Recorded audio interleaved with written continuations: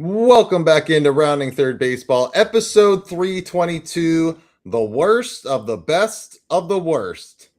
I know that probably doesn't make sense, but it will in a little bit. I'm Nick, and we have Harrison tonight. How are we doing tonight, Harrison?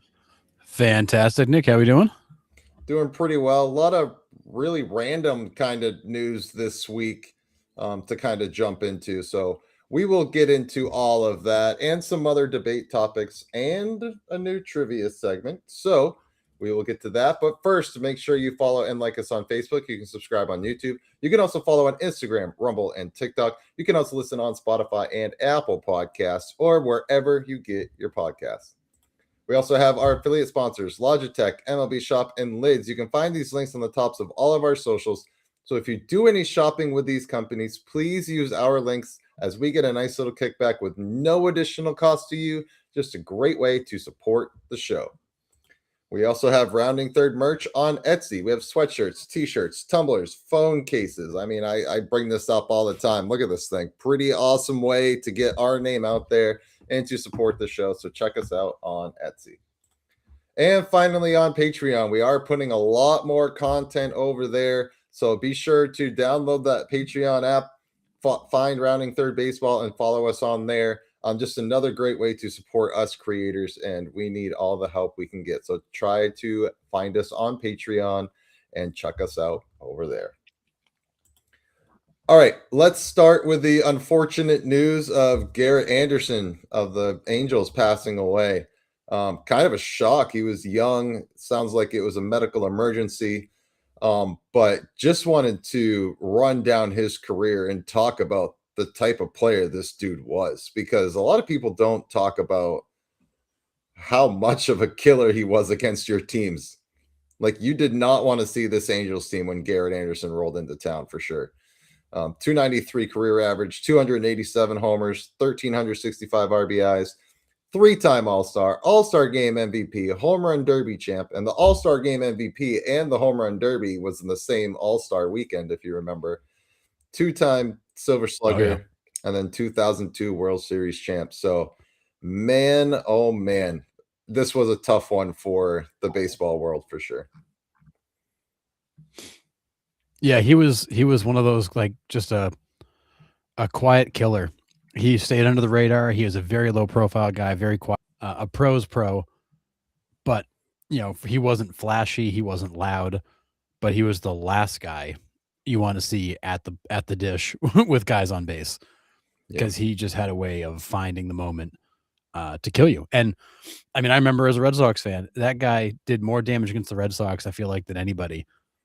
He had so many home runs around pesky pole, just so many times he would come to Boston and break our hearts. Yeah. I mean, that Angels team in the early 2000s was something else, with Gloss, Salmon, him, Erstad, Eckstein. I mean, all of them. It was crazy. You hated seeing them coming to town, like you said. But yeah, this one hit hard for a lot of people. A lot of our fans and followers are around his age too, right? And it just makes you question, like, this guy was a elite athlete and passed away to a medical emergency. It's just like, man, you just never know. Like, that's the kind of the shock factor behind it. Yeah, it really is. I mean, this is a guy, again, like I said, very, very quiet, under the radar, very well respected, but it's so sad to see a guy like this who really didn't get the notoriety he deserved, didn't get the recognition he deserved. It's sad to see him pass so young, without people having a chance to share that, to give him that moment of recognition. Because as you can see by Angel Stadium, like, that was a big blow to that organization. Huge. Yeah. Mike says grew up watching highlights of him all the time on Baseball Tonight. Yeah, absolutely. And then I forgot he was with the Braves for a little bit there. That's right. So yeah, but for like a minute. Yeah, but tough news right there. But so R.I.P. Garrett Anderson. Yeah, R.I.P. to a guy who really was a legend. Yeah, and just never got the attention he deserved. Yeah, although I think he wanted it that way. In his defense, it seems like it's an Angels trend. The understated superstars are are all in Anaheim. Yeah, crazy. All right, let's stay with the Angels, Harrison, and talk about this guy for a little bit. Jose Soriano has started the year 5-0 with a .28 ERA. That's right, a .28 through his first 5 starts. He has allowed 1 run, 1 in his first 5. With him and Trout, is it time to take the Angels seriously? I mean, I don't think the Angel doormat. You can't come into just expecting to blow them out like you used to be able to. But at the same time, this is also not a team that's going to make a playoff run. So I think we're in that in between phase with the Angels where it's like, yes, believe them, but know that there are limitations. Yeah, I'm gonna ride them. I've been watching them. They have something special going on there. I think it's their defense is playing well. It's still very early. I get that, right? But they aren't playing the typical Angels brand of baseball that they have in the past. This looks different. The eyeball test tells me that they're a little bit different this year. Are they ready to make a leap? I'm not necessarily sure. Like we said in the chat, it's still too early to think playoffs. Like I agree with that, right? They have something that they need to prove. They have to prove themselves. But the eyeball test is telling me that they're ready to take another step. And it almost seems like getting that Rendon contract and getting him out of there was the best thing this team could have done. Well, yeah, I mean, I think the Rendon contract that had to get done. You had to close the door on that unfortunate part of your history, and just help that organization move on, which thankfully they did. And I think that was kind of like a big step one, big sense of relief to just get that out of the way. And now you can just focus on playing baseball. No, you're no longer answering questions about this guy. You're no longer listening to anybody talk about this guy. It's over. We've also begun to create this organization where, as much as we've given them a hard time for not spending any money, they've been slowly compiling talent. And you're now starting to see some of that play out. Guys like Neto, guys like Soriano, guys like Shonowell, guys like Ohapi. Like they've just slowly brought people to the bigs. Yeah. And now you're seeing the benefits of that. Yeah, and you add this bona fide ace. I'm going to call him an ace at this point. Like in the top of a rotation that we weren't sure what they were going to look like this year. This makes them a serious. Well, it makes them a threat. I don't know about a serious threat yet, but it makes them a threat in the AL West for sure. Yeah, I think they're an interesting team to watch. They're still very much Jekyll and Hyde day to day. There's still not enough there to quite get to the level they want to be at, but they're definitely not a doormat anymore. And they weren't last year either. They were showing signs last year that they were taking steps forward. A healthy Trout certainly helps that accelerate. But you need guys like Soriano. The biggest thing they're missing is pitching. This guy gives you a legitimate guy at the top of the rotation who, for all the talent he's had, we've just never been able to see him, kind of consistently produce. 5-0 with a .28 ERA is a pretty damn good start. Pretty compelling. Yeah, it's something we weren't expecting for sure. I mean, the end of last year, you saw flashes from this guy. Like I've said, he won me a fantasy championship because he had a few great starts down the stretch. And it's just carried over to this year. So kind of cool. But yeah, Angels are definitely a team that I find myself tuning into a lot more in the later half of the games, later at night. So they've been fun to watch. I mean, especially that Yankee series. That Yankee series was insane with Trout going off with 5 bombs, and I mean, wild. But yeah, they've definitely been fun to watch. And honestly, like it feels like you're seeing a Mike Trout of old. Like the energy is back, the enthusiasm's back. God, I hope the health is back, but we'll see. But he looks like his old self again. Yes. The last couple of years, hasn't been the same guy, hasn't been quite the same personality, same mood. Hasn't moved as well. He's stealing bases. He's taking extra bases. I watched him last night get jammed on a pitch, dumped into right field, and got into second. Full tilt, head first dive, like the Mike Trout of old, and that And was awesome to watch. and still can move. Oh yeah, Like, I mean, guy's got wheels still. So yeah, I'm with you. I just cross our fingers, cross our legs, our toes, like cross everything that he stays healthy and we get a full season out of him. But yeah, because in reality, their pitching staff in total is still not very good. Soriano is the bright spot. The offense has been very good, and that's why they're hovering around 500. I mean, I think you can expect them to do something like that for a lot of the season, barring injury. Yeah, bullpen's a little rough, and they have a hard time closing out games. But maybe that's a problem they address if they are in position at the deadline. So yeah, they've given up way too many runs, like way too many. But they scored a bunch. Yeah, and Chad, I'm with you. You say, also not a strong division. Rangers aren't world beaters. Astros aren't the same old Astros. A's and Mariners aren't exactly shoe-ins for anything. So that could help the Angels. And agree. I mean, the Mariners offense is nowhere to be found. Where do they just leave their bats at home? That poor team, man, struggling offensively. I can't watch the Mariners right now. I can't do it. It's so painful. I just flip past their games. I can't watch them anymore. You got Josh Naylor. He goes 4 for 4, but they got 4 team hits for the game. It's like, yikes, man.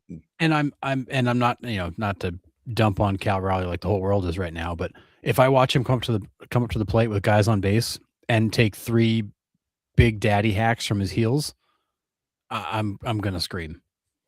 Yeah. Like he's so trying to recreate last year, and he's completely screwing up this year by doing it. He needs to just put the bat on the ball. Holy crap. Yeah. Yeah, he needs to think opposite field, up the middle, and the home runs will come naturally. Every swing is as hard as he can, trying to hit it 700 feet, and instead he's hitting nothing. Yeah. Well, I mean, that's the same way with you look at a lot of those hitters down that lineup. A Rosarina swings like that. I mean, I know, I get it. That's the approach to the game now is swing from your touch hole every single time. But you got to switch something up because no one's putting the bat on the ball right now. Yeah, it's crazy. I'd be okay with the aggressive swing if you were actually making contact, but I don't think Cal Raleigh's hit anything that I can remember in a while now. I mean, I feel like every time I watch him, it's a K. It's a K or it's a weak pop fly. Like it's just a whole bunch of nothing. Yeah, if you're in a hitter's count, man, let it rip.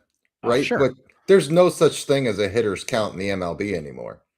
I saw a 3-0 slider or 3-0 curveball the other day, and it's like, okay, like come on now. Yeah, let's be serious here. Yeah. It's not like it was back in the day where it's like 2-0 and 3-1, like you bought yourself a fastball. Yeah. Not anymore. No, you're getting, I mean, they're pitching backwards so much, and I mean, I watched the Mariners a few nights ago and I can't remember who I caught in what order, but 3 straight batters watch the first 2 pitches and go down 0-2. And then they're just flailing at stuff. Yeah. So it's like, are you guys even ready to hit? Like, do you come up prepared? Or are you just like, we'll see what happens? Yeah. Yeah, so I mean, the Angels are in a decent position, I would say, to make some noise in that ALS because, again, all of those teams have question marks. So yes, we will see what happens with the Angels going forward. But that division is way more open than I think anybody expected it to be. Yeah, absolutely. So we'll keep an eye on Soriano. Cy Young watch already, I guess, if you will, with a 5-0 and .28 ERA to start. Crazy. Really compelling start for sure. I mean, it's April 19th and he's got 5 wins. I mean, he might be the only guy right now that could have any kind of pace to win 20 games this year. Yeah. I mean, hell, at this rate, he could win 20 games by like friggin' August. Yeah.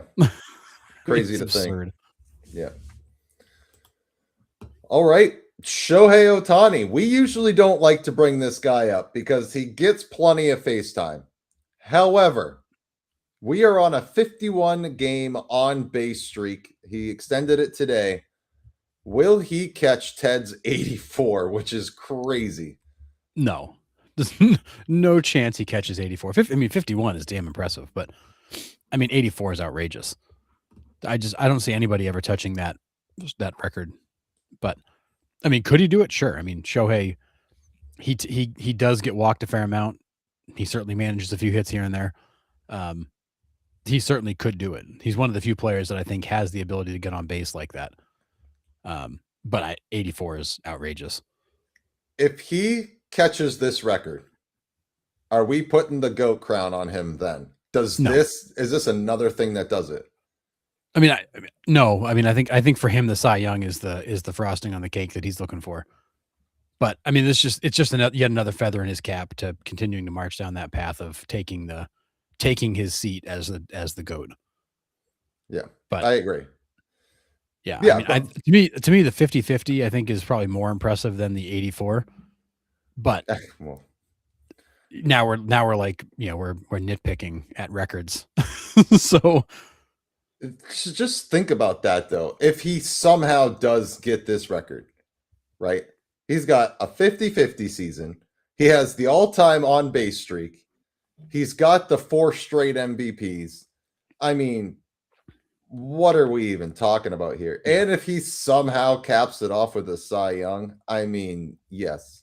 And Mom, yes, walks do count towards that total, on base streaks for sure. So if he goes 0 for 3, but he gets walked twice, it counts towards that total because he got on base. So hit by pitch, walk, hit, they all count.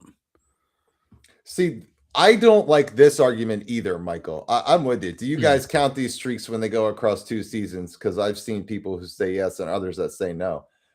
I think it's harder to carry them across 2 seasons, right? Yeah. To just pick up where you left off with a 4, 5, 6 month break. Yeah, that's tough, man. Baseball's hard. If you're not doing it every day, you can lose your timing. A lot can go wrong in some off time. We see it after the All-Star break. These guys take those just 3 days off, Monday, Tuesday, Wednesday, right? And they're like, no, I forgot how to hit in those 3 days, right? We see teams come slow out of the All-Star break. Yep. So, yeah, I find it just as impressive to do it over the course of 2 seasons.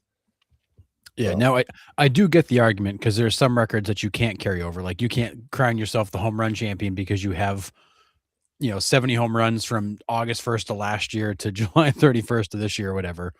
Like I get there are some records that are meant to be season records.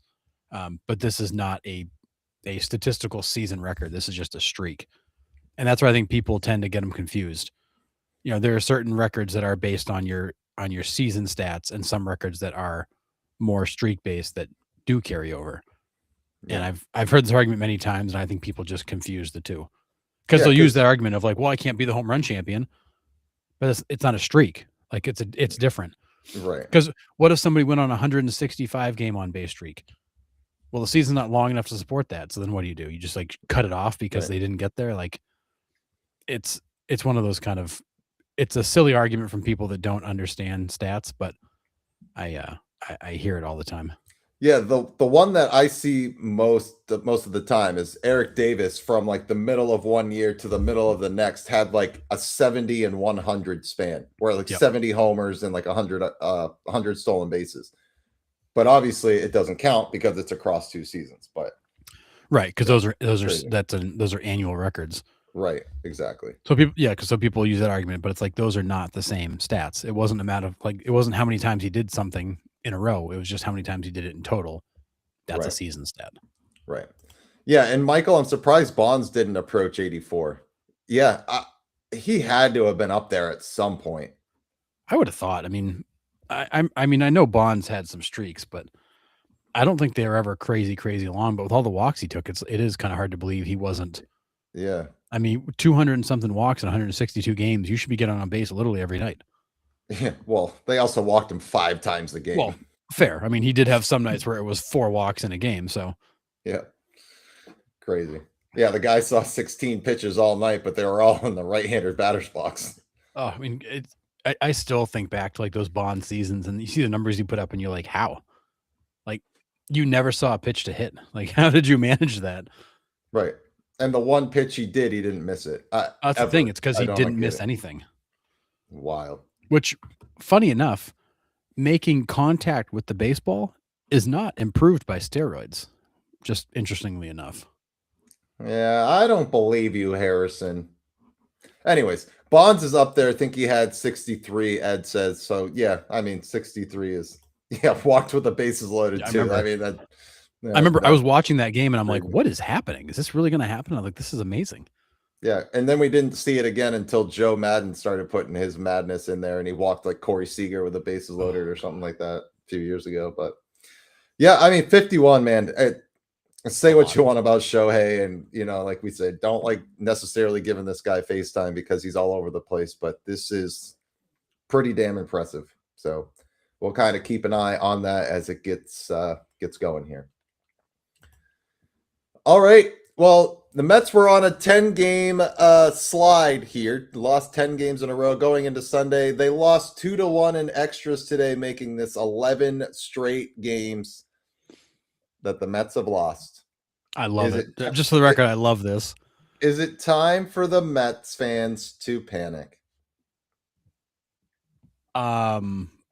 Yes. I mean, yes. You've lost 11 in a row. You are sitting at 7-15. You are getting pummeled night after night. You've got one of the worst offenses in baseball. Your pitching staff is about middle of the pack, which is where we thought their pitching staff would be.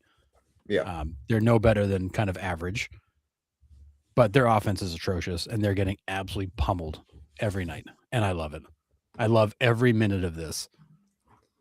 Yeah. Well, I mean, we got to be careful because we have no room to talk here. But I'm going to take my victory lap here because I called this. I called that this team wasn't going to have the cohesiveness at the beginning of the season. Now, again, long season, a lot can change, but you have very much a fantasy team, a lot of individual players. They haven't kind of come together as a team yet. But I mean, Peralta's actually thrown the ball really well for the Mets, but just can't get any type of support. And it just kind of shows what kind of anchor Juan Soto is in that lineup. How much better he makes the entire lineup just by putting him in the middle of it. Even if he goes 0 for 4, he is protecting the other guys in that lineup. And without his bat there, they seem lost. I'm gonna go back to what we talked about when Pete Alonso left. The fact that they didn't even talk to him and had so undervalued his bat. If you have Alonso in that lineup, and I know that he's off to a slow start in Baltimore, but it is what it is. But when you have that other guy, when Batman has a Robin, it's different. Like you can weather some of those storms. They've got nobody to pick up the slack in that lineup. Soto goes down and you got nobody right to back him up. And sure, I love Frankie Lindor, but like he's not that guy. He's not the guy that's gonna drive in the big runs. He's not the guy that's gonna hit all the home runs. He's not the guy you're afraid to face. He's a great hitter, one of the best in baseball. But he's not that guy. Like you need that big, scary thumper that makes pitchers react differently. Because you're also seeing, because he's not there and there's nobody backing him up, like you're pitching to other guys differently. Right. Like you're able to be a little more fine. And that just it's going right down the lineup. Like the whole lineup is in free fall because there's nobody to stop you. Right. Yeah, at 40-year anniversary, it looks like the Mets and Sox will compete for the most disappointing this year. Dude, the Red Sox are in shambles. I don't even know where to start with that team. I really don't. I have no words for that team. Is it Cora? Is it the makeup? Is it growing pains for some of the kids? Like, what is the issue with Boston? I mean, the Red Sox and Mets are in almost the same spot. Your pitching staffs are middle of the road. Your offenses are not good. Red Sox offense is slightly better than the Mets, but it's not good. They cannot score enough runs, and which we did not think would be their problem. Right. Yeah, no one's hitting in that Red Sox lineup. It's It's pretty putrid over there. But yeah, it's awful. is there awful any? to watch. Oh yeah, it's a bad brand of baseball. But is there any hope for the Mets to turn this around, or is this? I'm not saying 11 games in a row lost is what the New York Mets is, but is there any chance for them to right the ship here? I mean, the only thing that's working for them right now is that they're only 22 games into the season. There's still a ton of baseball left. If you can find a spark and begin to turn this thing around, you got all kinds of time to do it.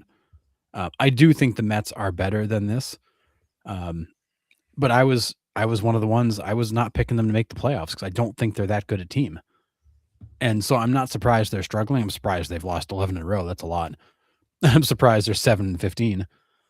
But I think there's still time, and I think they just need to find that spark. And I haven't seen the latest on Soto, what the timeline is for him. I know that I don't know those injuries are really tricky because just because you feel good doesn't mean you're going to feel good for, more than a day or two. So it's going to be a tough one to manage, but I do think the Mets are better than this. I do think they need to find a spark. They will at some point. Somebody will bust out of this. There's all kinds of time, but I still don't think this is a playoff team.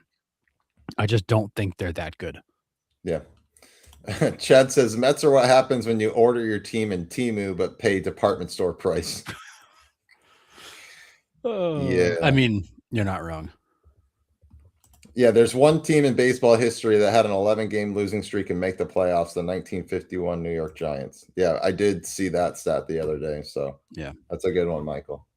Yeah, so like to me, I was never buying in on the Mets. I'm still not buying in on the Mets, but they are better than this. And I think there's time for them to turn this.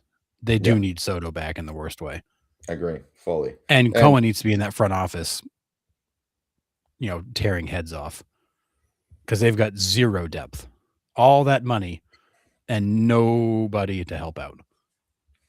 Well, that's what happens, right? I mean, if you're paying all that money for on the field talent, you're gonna lack somewhere else. Yep. Right. Whether it's your bullpen, whether it's depth, like you said, your team's gonna take a hit. Unless you're the Dodgers, and you can fill it with a good farm system behind it, right? And you see like young kids for the Dodgers are coming up and kind of filling those little holes, if you want to call them holes in the Dodgers lineup. But those young kids are there. That farm's almost like a buffer for those spots. So that's something the Mets don't have. So no, they definitely don't. And it's so obvious. And the other part of it too, like we said that coming into the season, for all this money they've spent, you look at that lineup and you kind of go, meh, like they're good. They're not great. The pitching staff is good, not great. But you've got nothing behind them, like nothing at all, nothing in the minors. Like there's nobody coming to help. No. Again, it's another year the Mets put all their chips in the middle of the table and they're going to take a loss. Yep. Yeah, it's what, 3? This will be 3 years in a row. They've spent at the top of the league and we'll have nothing to show for it. Yeah, and they'll just have to sell in the offseason and start again. But I mean, and if I'm Cohen, that might be my option. If we still suck one at the All-Star break, I'm just going to start dumping pieces. I will blow this thing up and tear it to the ground. Yep. Because like that lineup, not impressive, not scary. And even with Soto in it, I still don't think they're a great lineup. Right. Mike, this is a great point. Mets are really going to force Soto to opt out after year 5 of that deal. I mean, you're not wrong. But if you're the Mets, don't you want him to? Like, do you really want to keep paying this guy $50-something million a year? No. I mean, that is such a bad contract. We said it when they signed it. I also said it was always only going to be a 5-year deal because Soto will leave. He'll try to go make more money somewhere else. Yeah. If I'm the Mets, I hope he opts out because I don't want to keep paying this guy. That $55 million, or what was it, 51, 55, or I forget the final number. Yeah. Way too damn much. And you're feeling it right now. I think it's 51, and then if he opts in, it's 55 or something silly like that. They've got to add money to the deal, but Yeah. I mean, the dude's 15% of your payroll, and you've got the second highest payroll in baseball. It's wild. Nuts. A manager in over his head. Yeah. I mean, Oh yeah. you got guys playing out of position all over the place. And poor Mendoza is sitting there like, I don't know what to do. You gave me 4 shortstops. What do I do with 4 shortstops? I got to put one at first. I got to put one at third. You gave me 4 shortstops, 2 outfielders, and you gave me a bullpen guy to be a starter. What the hell do you want me to do here? Right. Like, I'm doing the best I can with the Yeah. garbage you threw at my feet. God, man, it's crazy. And Ed, this is a great point, right? The entire game has been unpredictable so far. Look at the Angels, Twins, Braves. Aside from the Dodgers, who is where you expected them to be? Great point. No one is where we thought. So that's a great point. Aaron, this is also a great point. Mets are making the case for frugal owners to not spend, right? I mean, I guess Pirates are a bad example. Marlins, let's go Marlins, or Rays, whatever, one of those Rockies. Look, this guy just dropped $400 million on his payroll, and it's bought him what, 7 wins in the first month? Yeah. I think we're okay. We're gonna keep doing what we're doing. So, yeah. And Curtis, dump your GM. Yeah, how much is this the GM? How much of this is the owner just being like, "Hey, spend it all. I don't care. Just bring in the top of the line guys." I don't know where the issue is there. The Mets right now are on pace to be at $507 million in payroll, all in this year with tax, payroll and tax. And that'll put them just behind the Dodgers. And they're sitting there at 7-15. We're talking about the fact they've got a lineup that's not scary, rotation that's incomplete, and they've got no depth. Yeah, crazy. It's absolutely the GM's fault. I mean, we've been saying this the last 3 years that front office is a mess. It's definitely Mendoza in the dugout is not qualified to manage this team. You've got a front office that's made some terrible mistakes, and you've got Cohen, who's a fan and an owner, and sometimes acts more like a fan than an owner. Yeah. And that's why they're in the spot they're in. That's why he blew up the Verlander and Scherzer contracts. That's why, like, he has moments where he's a fan. Yep. Curtis, I think this is where I stand with them as well, right? You got rid of 2 all-time Mets lineup starters in Alonso and Brandon Nimmo. Dumb. And agree, right? Because not only did you trade them out, you also completely flipped that clubhouse. Because Nimmo and Alonso was probably huge anchors and foundations in that clubhouse. Yep. And you just let them walk out the door. Heck, you shipped one out the door in Brandon Nimmo. And take a look at Nimmo's stat line right now. How nice would that be to have in your lineup versus Simeon, who's stuck in wind? Yeah. I mean, yeah. So not only did you get rid of those 2 players on the field and their product on the field, you got rid of their clubhouse chemistry. I mean, say what you want. I don't know how much chemistry the Mets had to begin with, even with those 2 guys, but they were foundational pieces of that franchise that you didn't find a way to keep on your team. Yeah, I mean, it was certainly better then than it is now. Yeah. Like I said, I don't think they have a personality yet. They haven't taken on a persona. They don't know who they are. I'm kind of like the Red Sox. No clue who they are right now. But I mean, you look at every move they made in the offseason. Bo Bichette, total bust. Frankie Lindor's off to a horrendous start, but we figured he probably would be coming back from the hamate. Semien, not a good start. Luis Robert, he's been okay. Again, not a huge impact player. He's been okay. You had the great opening week from Carson Bench. He's been terrible since.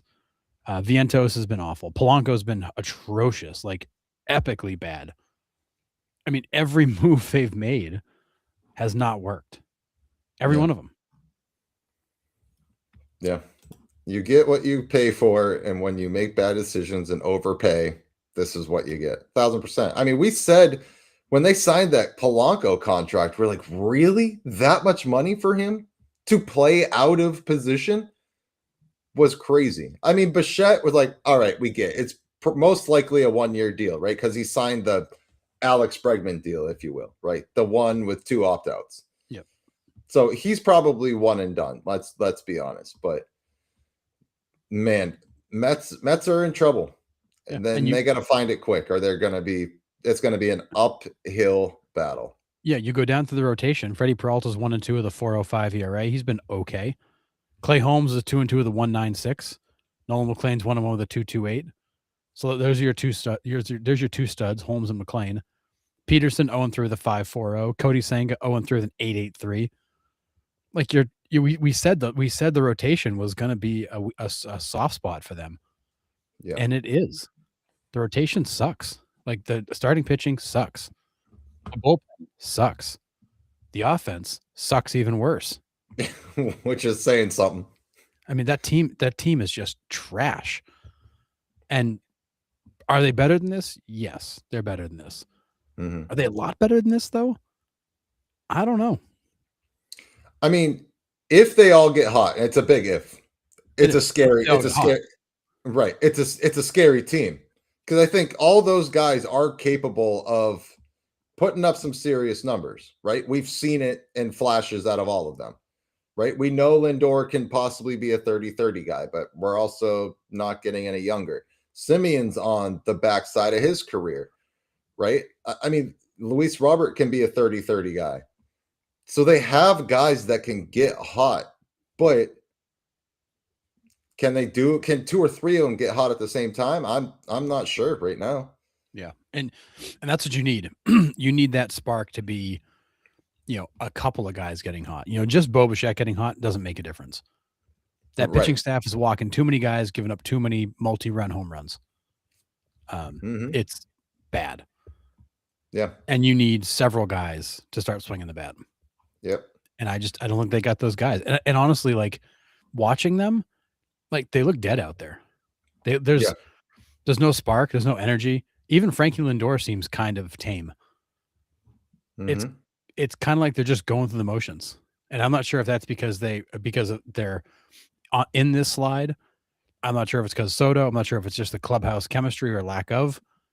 But it's just they're just awful to watch. Like I feel bad for Mets fans because that team is not worth watching. Yeah.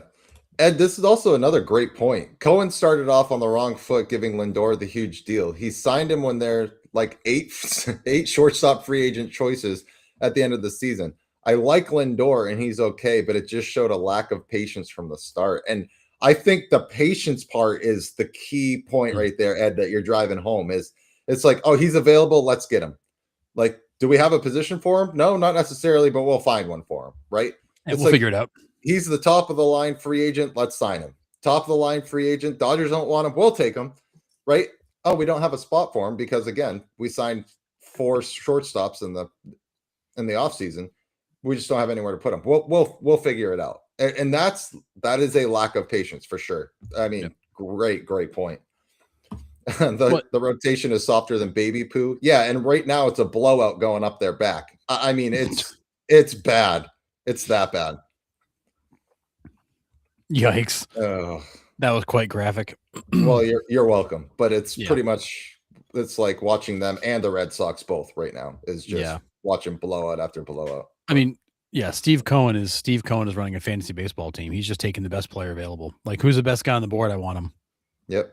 But we already have 3 guys at that position. Don't care. Yeah. Yeah, I respect Peralta and McLean. That's it. And I'm pretty much with you, right? And John, another great point. Can't live on if. You can't. You got to go out and produce, right? Going off names, not on the actual talent. Yeah. I mean, you guys are all with us here. Aaron says different situations, but everyone thought the Braves' slow start last season would turn around, and it just never did. Fair. Yeah. Because the injuries got worse as they went. Right. And does this team have the intestinal fortitude to face adversity? I don't know if they do. No. This team folded up like cheap furniture last year when things got tough. They'll do it again. Yeah. Lindor got thrust into a position of power and he's not handling it well. I could be wrong. Could Maybe, be some of it. could be. I mean, Yeah. he seems like a guy that players gravitate towards and kind of circle around. Doesn't mean he's a leader though. He might just be a guy that's fun to be around. Well, you do have people that are like quote unquote natural born leaders, right? Yep. Like they just automatically demand a room when they go in, whether they want to be a leader or not. Some people just have that gravitational pull, I guess, whether it's negative or positive, Yep.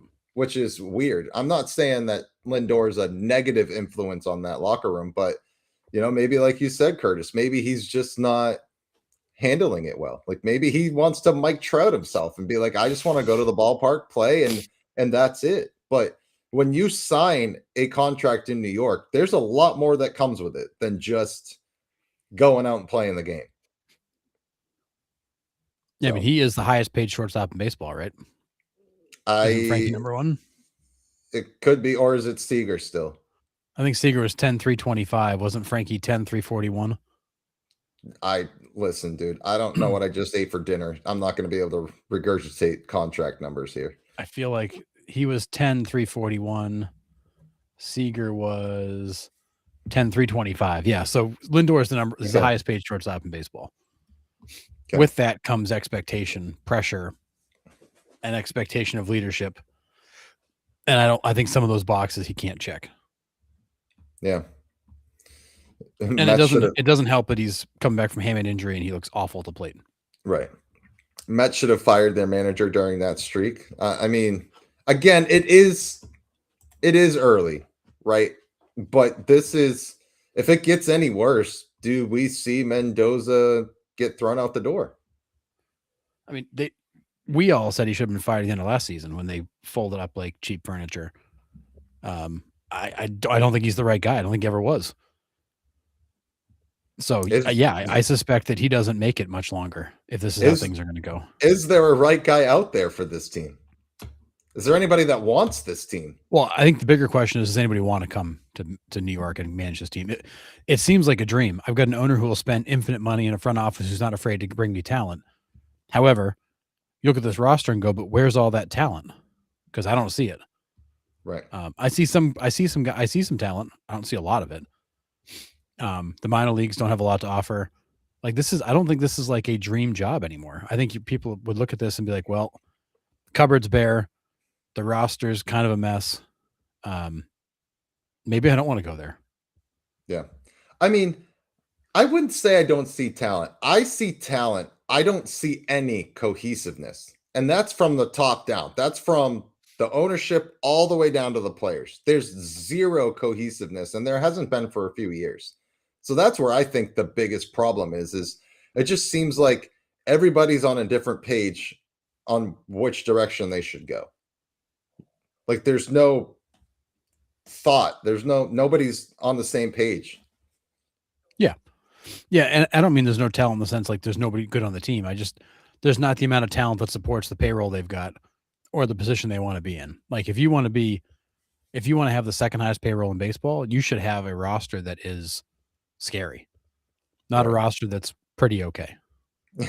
Pretty okay. Yeah.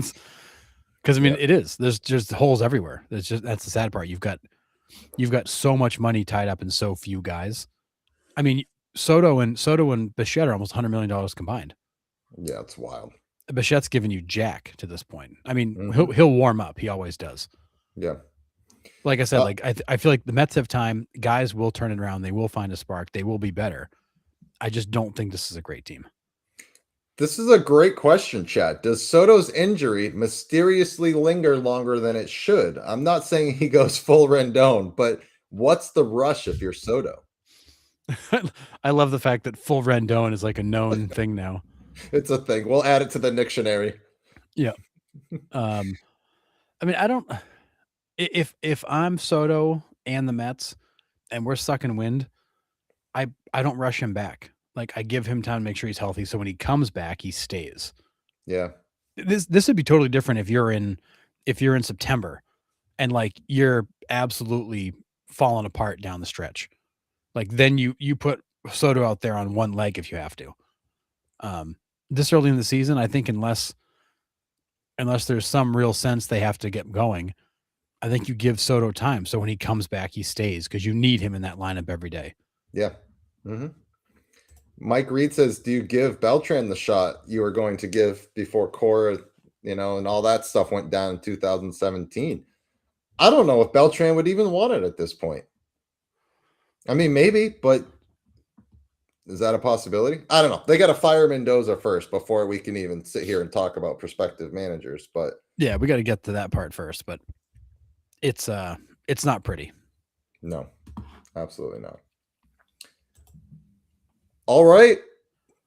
The Padres sold for $3.9 billion this week, Harrison. $3.9 billion for a franchise that can't win. What does this do for future sales around the league, expansion teams, putting a price tag of $3.9 billion on the Padres of all organizations? Yeah, so let's get some facts straight here real quick. So the Padres have 1-0. Beautiful ballpark. A bunch of long-term contracts that aren't great.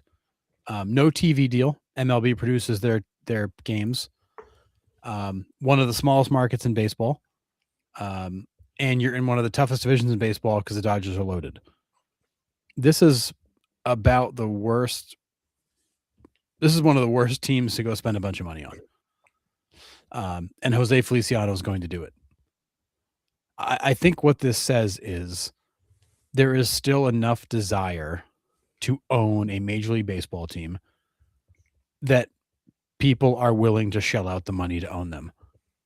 Now, we'll get into a little bit later in the discussion topics what this kind of means for the Padres going forward.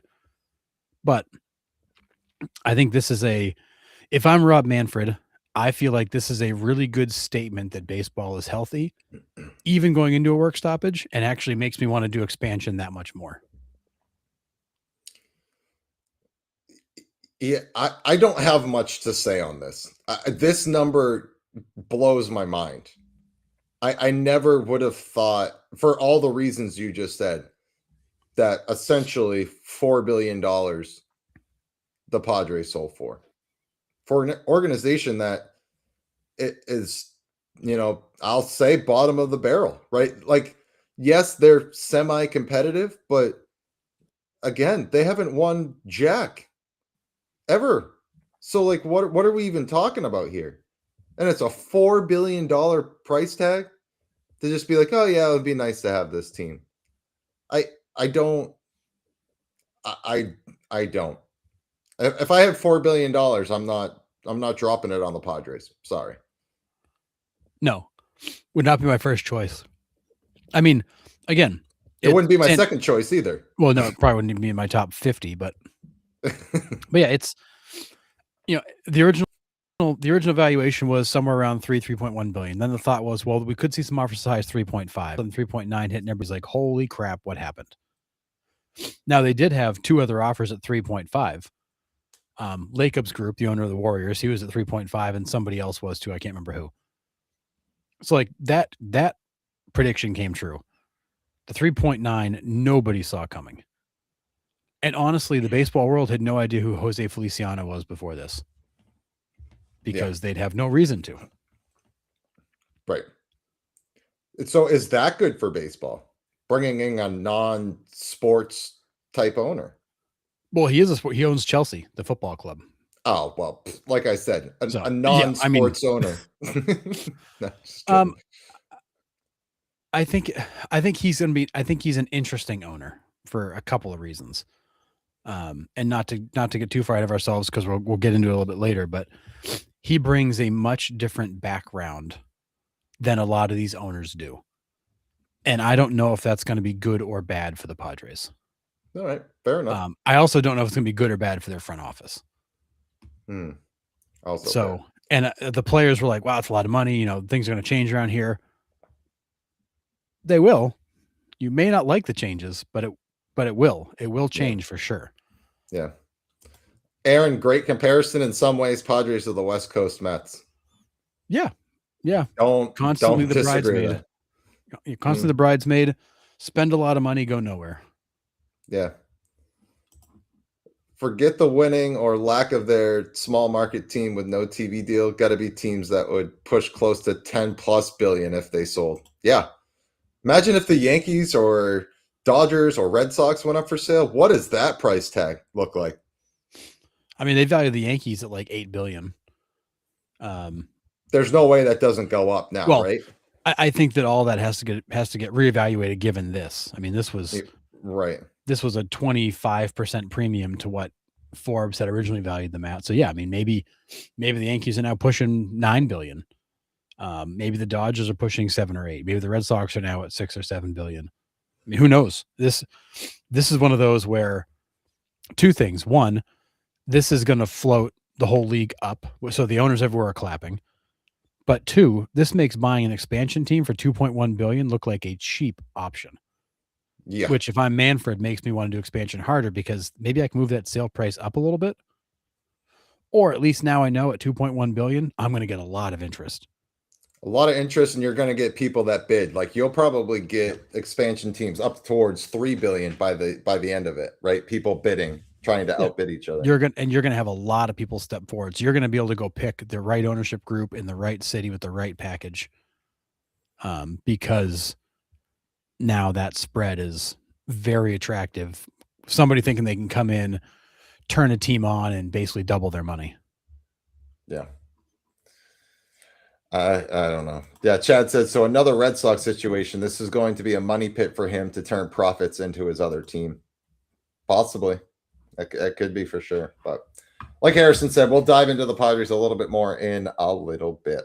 But all right, something we've seen over the last week or so is pitchers are being called for balks because of how the first basemen are being told to hold the runners on. So if you saw the deke the other day that Josh Naylor made on Jose Altuve, I think that kind of sparked this a little bit for the umpires to keep a closer eye on. But if you watch where the first basemen are setting up with a runner on first base, they are 2 to 3 feet off the first base bag. So when they get the pickoff throw from the pitcher, they're essentially taking away a lane for the runner to get back, right? So now pitchers are being called for balks if the first baseman's not getting back to the first base bag. So if they're catching the ball 3 to 4 feet off the bag, you are not throwing to a base, right? So if you do your normal pickoff move where you're not stepping off the rubber, you're just lifting the right foot to go over, and you throw to the first baseman off the bag, that is a balk. It always has been, always will be. That's a balk. So the umpires have been more focused in on that. We saw it today with the Marlins. You said you saw it. Was it with the Mariners a couple days ago? They called them on that. Oh no, I was asking, did the Altuve fake out really prompt this? I think so, but we've seen it in a couple games over the weekend, and I saw it again today in the Marlins game. So the first baseman was 3 or 4 feet off the bag, caught the ball, and went to tag the runner, and they called a balk because he's not on the base. You have to, when you're picking off somebody, have to throw to the occupied base. So like I just can't like do my regular pickoff move and throw to the second baseman in the middle, in between first and second base. That's a balk. So essentially that's what they're calling the first baseman if he's not on the bag. So yeah, Mariners did get called on it as well. That's what I thought they were the other team. But if you step off the rubber, you can throw to anybody. Yeah, you can throw it to your center fielder if you step off the rubber. Doesn't matter. It doesn't matter. Because I actually watched the Rockies pick off one of the Dodgers runners last night. He did exactly that. It was a quick step off the back and a quick flip over, and he picked him off. Same situation. First baseman, a couple steps off the bag, but because he stepped off, it was fine. But I do think you're going to see more lefties go to that quick snap throw step off, so the first baseman can stay off the bag because it works. Yes. Yeah. I mean, we saw I can't remember which team did it, but we saw Altuve get horribly juked and deked out with the kind of the fake run back to the bag, or the first baseman quickly back, stepping back, and then Altuve sees nothing happen, so he kind of puts his guard down. Then the throw comes over and he's done. Yeah. I feel like that happened. I'm sure the Astros complained, and it seems like the league's like, okay, we got to crack down on this.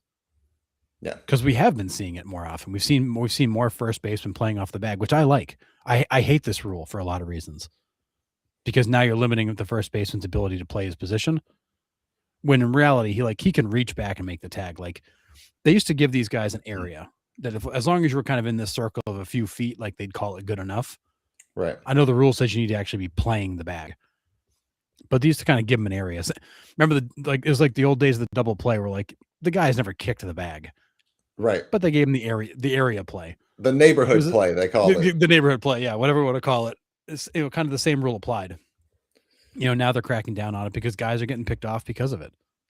Yeah. Because again, teams have found the loophole and they're exploiting it, and now they're getting busted for it. Well, don't take a 9-foot lead if you can't get back to the bag. That's where I'm at. And honestly, like I don't blame teams for doing this because with the pitch clock, it's easier to steal bases than ever before. It's like I got to find a little trick to get these guys off balance. Yeah, and so like, I like it. Yeah, I have no problems with that Josh Naylor play. I thought it's heads up, and he's playing the bag, right? That's the runner's fault. That's all on Altuve. Now, if Naylor catches the ball 6 feet off the bag and blocks Altuve from kind of getting back to the bag, then yes, that's obstruction, right? You can't do that. But Naylor backpedals to the bag, fakes him out, and then kind of lets up, and then Cal Raleigh drops the mitt, and he goes back and picks off Altuve. Like, I have no issue with that. That is just like a daylight play with a wheel play at second base. I was gonna say we do that at second base all the time. Like that was always the play. It was you'd fake in, then finally you'd actually break and take the throw. Like, yeah, I don't. What the Mariners did to Altuve was genius, and he was completely burned by it. Right. But that was Altuve's fault. Right. For paying too much attention watching Naylor and not watching the play. And also he was so far off the bag. Like, where the hell was he going? Right. Yeah. Just I've always hated this rule. I liked it when it kind of didn't matter, but I think you're gonna see more of these step off snap throws. Yeah. Chad, I mean, good point. Rules that need to be changed, especially with limiting the number of times you can throw over. Right. And that's what Harrison said, trying to find the loophole to try to keep these guys closer to the bag so they don't get picked off. Yeah. I mean, it's like the shift rule. Yeah. I mean, they're just going to keep morphing these rules until, and it's going to be a constant morph. Because like you said, teams are going to find loopholes. And every new rule that comes out every year, you're going to have teams that exploit it and find that loophole. And then the league's going to be like, oh, whoa, wait a minute. Technically, that's a balk. So yeah, technically, they'll find right. They'll find a way to reel it back in. But I agree, Mike, right? They should be able to play off the bag, but have to give a lane to first. Like, I agree to that to a certain extent, right? If, like you said, like that kind of halo around the base, for lack of a better word, like if they're in that area, fine, you're playing the bag. But if you are 5 or 6 feet off, like I can see why that's called a balk, because you can't throw to an unoccupied base. And if the fielder's not on the base, then yes, that's a balk, right? That's always been a thing. So I guess it's up to the umpire's discretion. Like, okay, is Naylor close enough to the bag when he received that throw? If not, then yeah, it's a balk. Sorry. And I'll tell him, like, hey, got to be closer to the bag.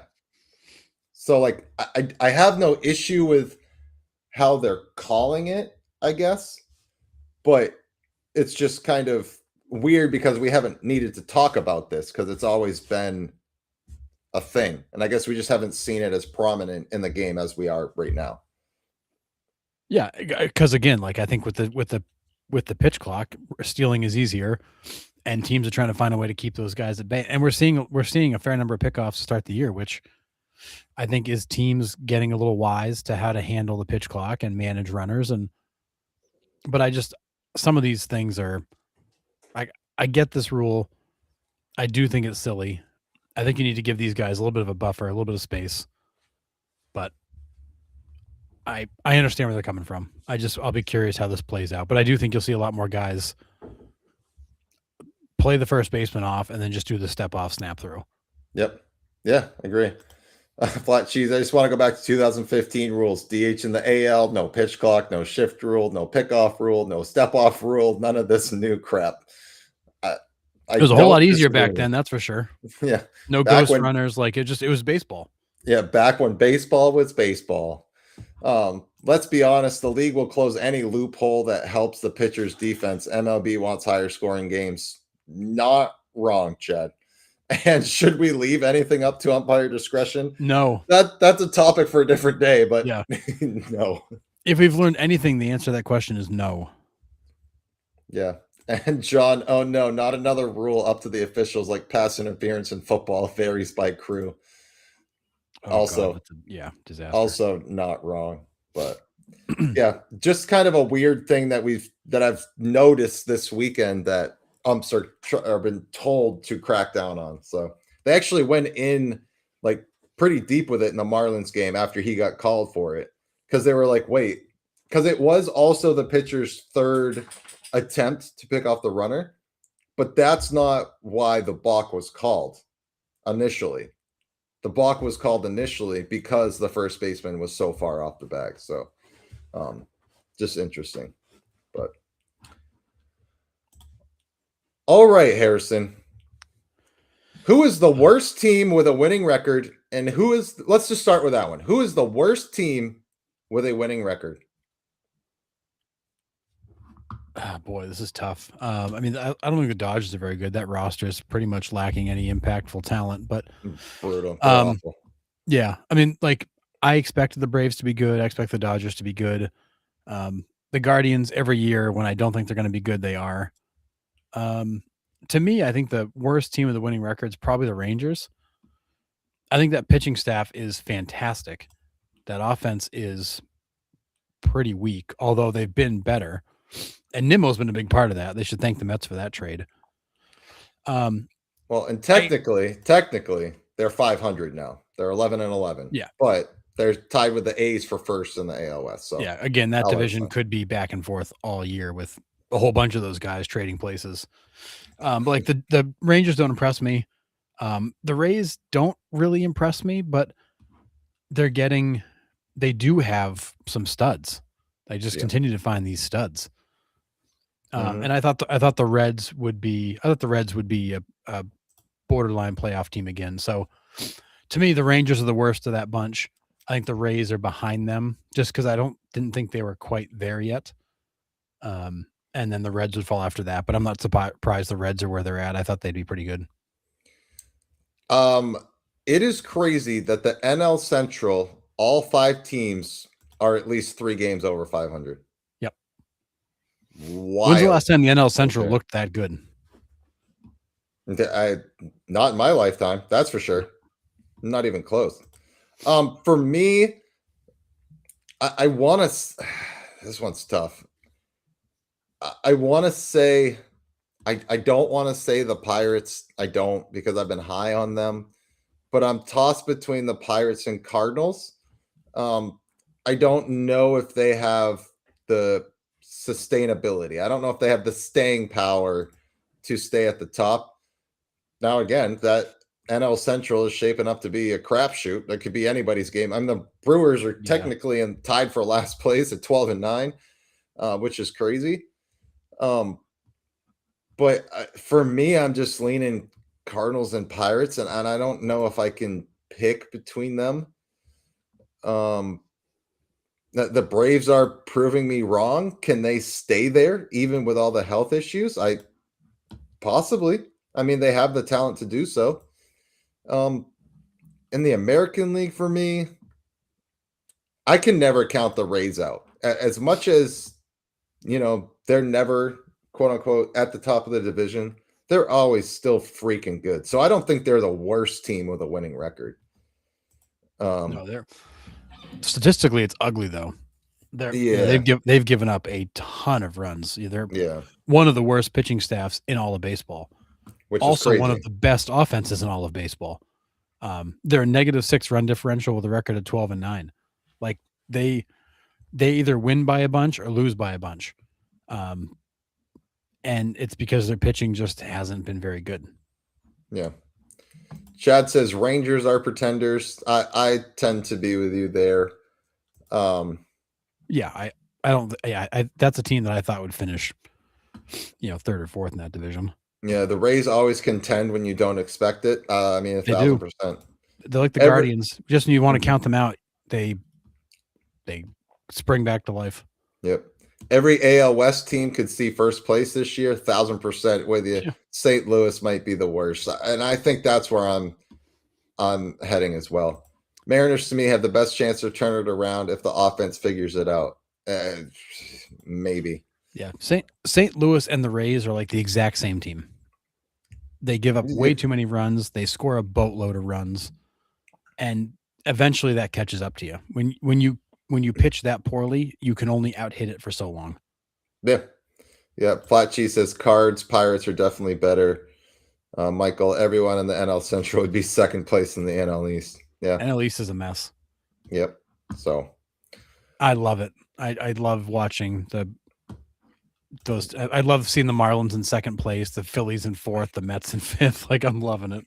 the Nationals, man, most runs scored too. I think, unless that's changed in the last couple of games, but they're tied with the Dodgers for the most runs. Yeah, it's wild. It's crazy.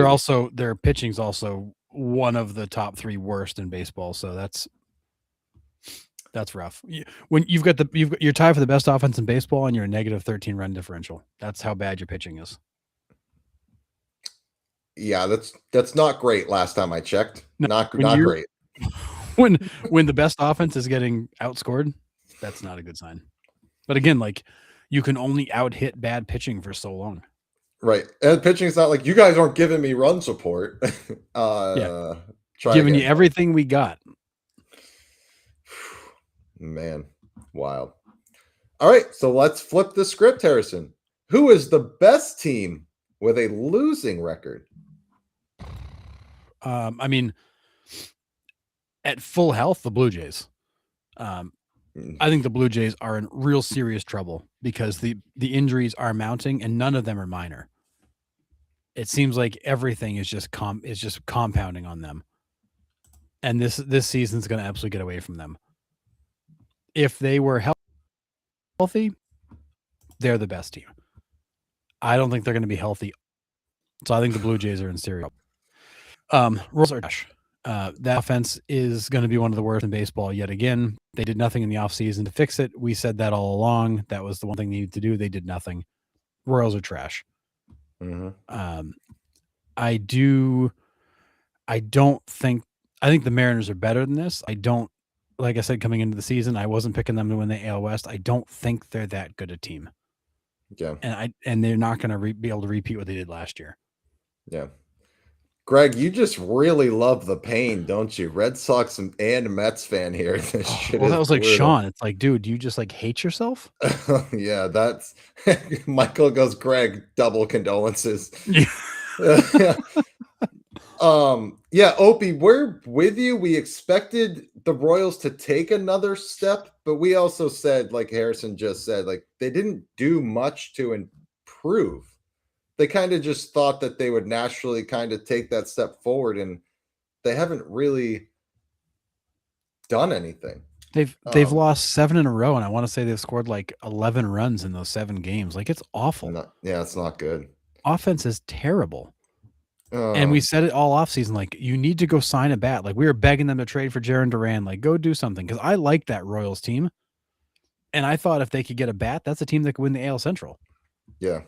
But they got no offense. And you can't rely on Bobby Witt and Pasquatch to do it all. And, Maikel Garcia's turned out to be a nice player.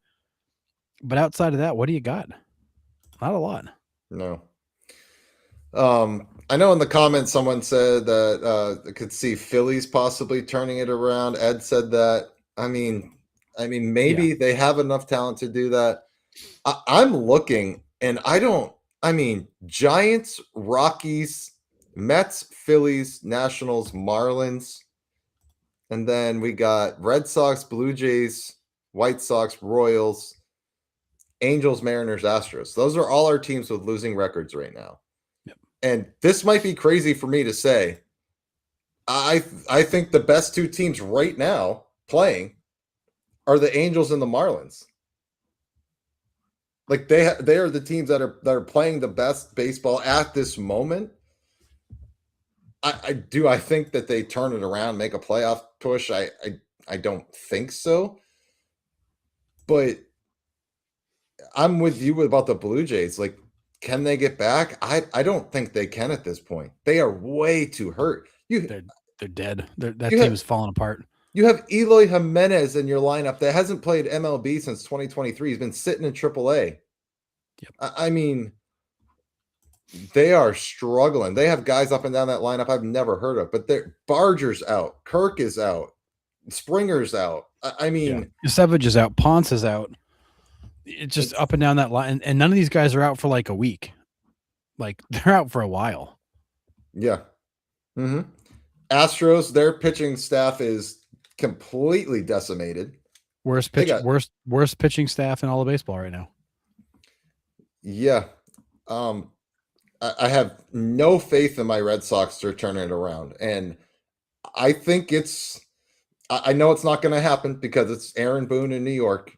Alex Cora, something needs to change in that clubhouse. Other than that fluke in 2021, what have they done? I mean, they made the playoffs last year and then made a quick exit. Cool.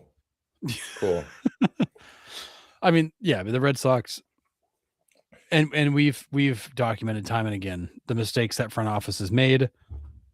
It's frustrating. It's painful. It seemed like this year they were making the right moves. They brought in the pitching, and then they didn't go find the one bat we needed. Where's the right-handed power bat? And Contreras has been good. He has been. He's the only one. He's the only one that's been good. That's the sad part. But like then everybody else is falling apart.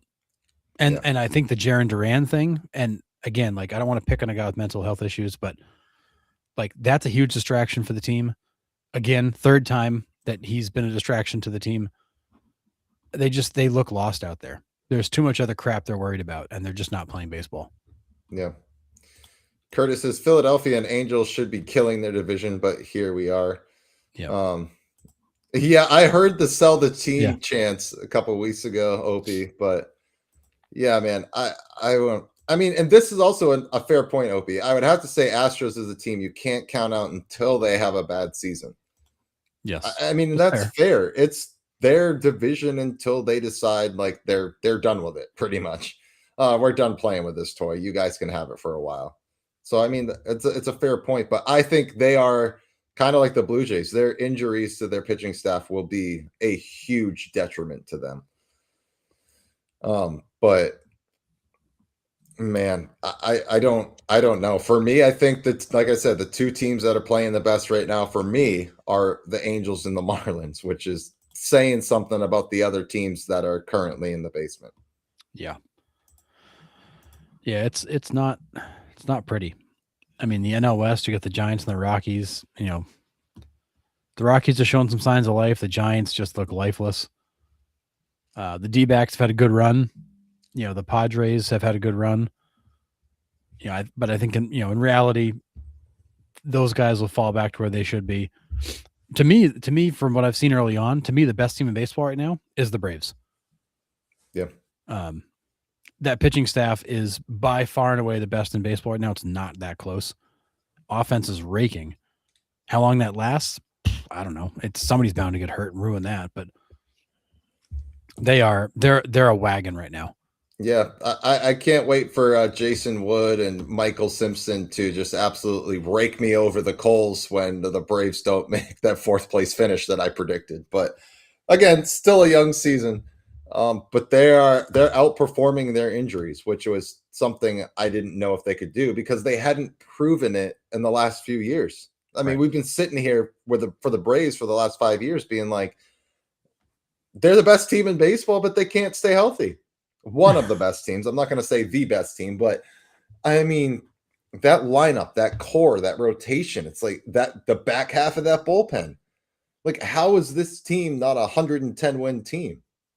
They could be, but they just can't stay off the IL. It's like their favorite place to go. It's a great place to hang out. Yeah. So we'll see. Michael's tending to the fire. But yeah, I mean, good for them. Like I didn't want to put the Braves in fourth place, but they've burnt me too many times in the past 4 years that I'm just like I can't pick them. But go ahead, make me eat my words. Love it. But yeah, it's just been an odd start.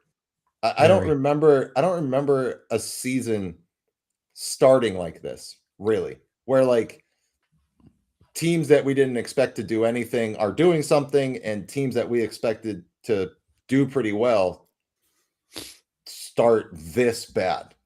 Like these two extremes. Like you've seen a couple teams here and there kind of outperform the first month, but this is like polar opposites of what It's every expert I've seen or our predictions or whatever. So well, it's like we said last show. Like the only word that I've got is strange. yeah. This is a strange start to the season. I watched the Colorado Rockies beat the Dodgers last night. They came from behind, took a 4-3 lead, and then held it. Like their bullpen held it through that lineup one full trip. Yeah. Didn't think I'd ever see that. And then they won today too. They Yep. beat the Dodgers again I mean, today.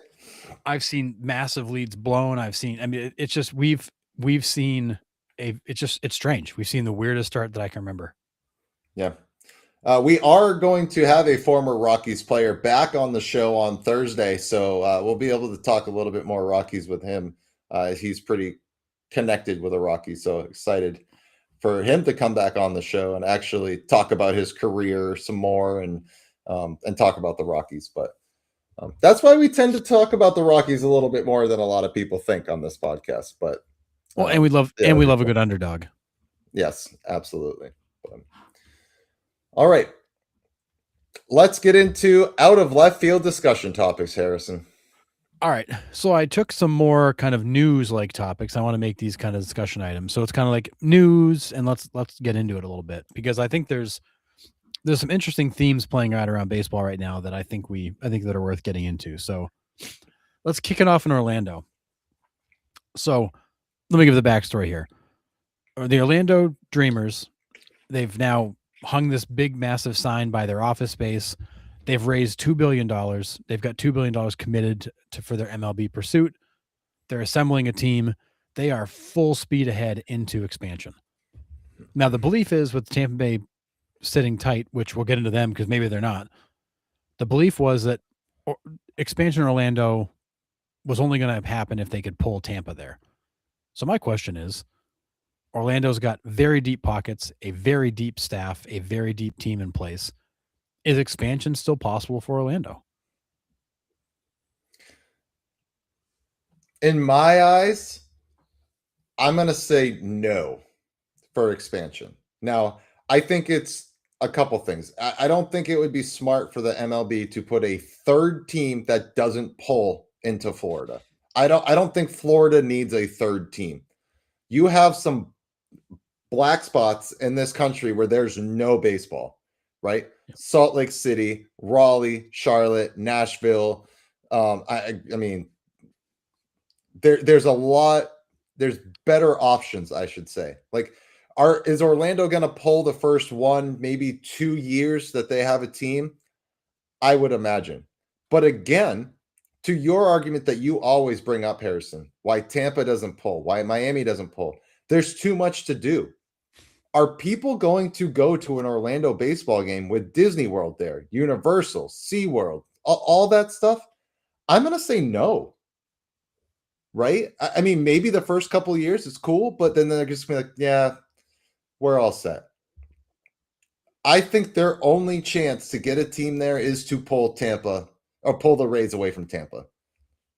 That's just me spitballing. I don't have any facts to back that up. That's just what my gut is saying.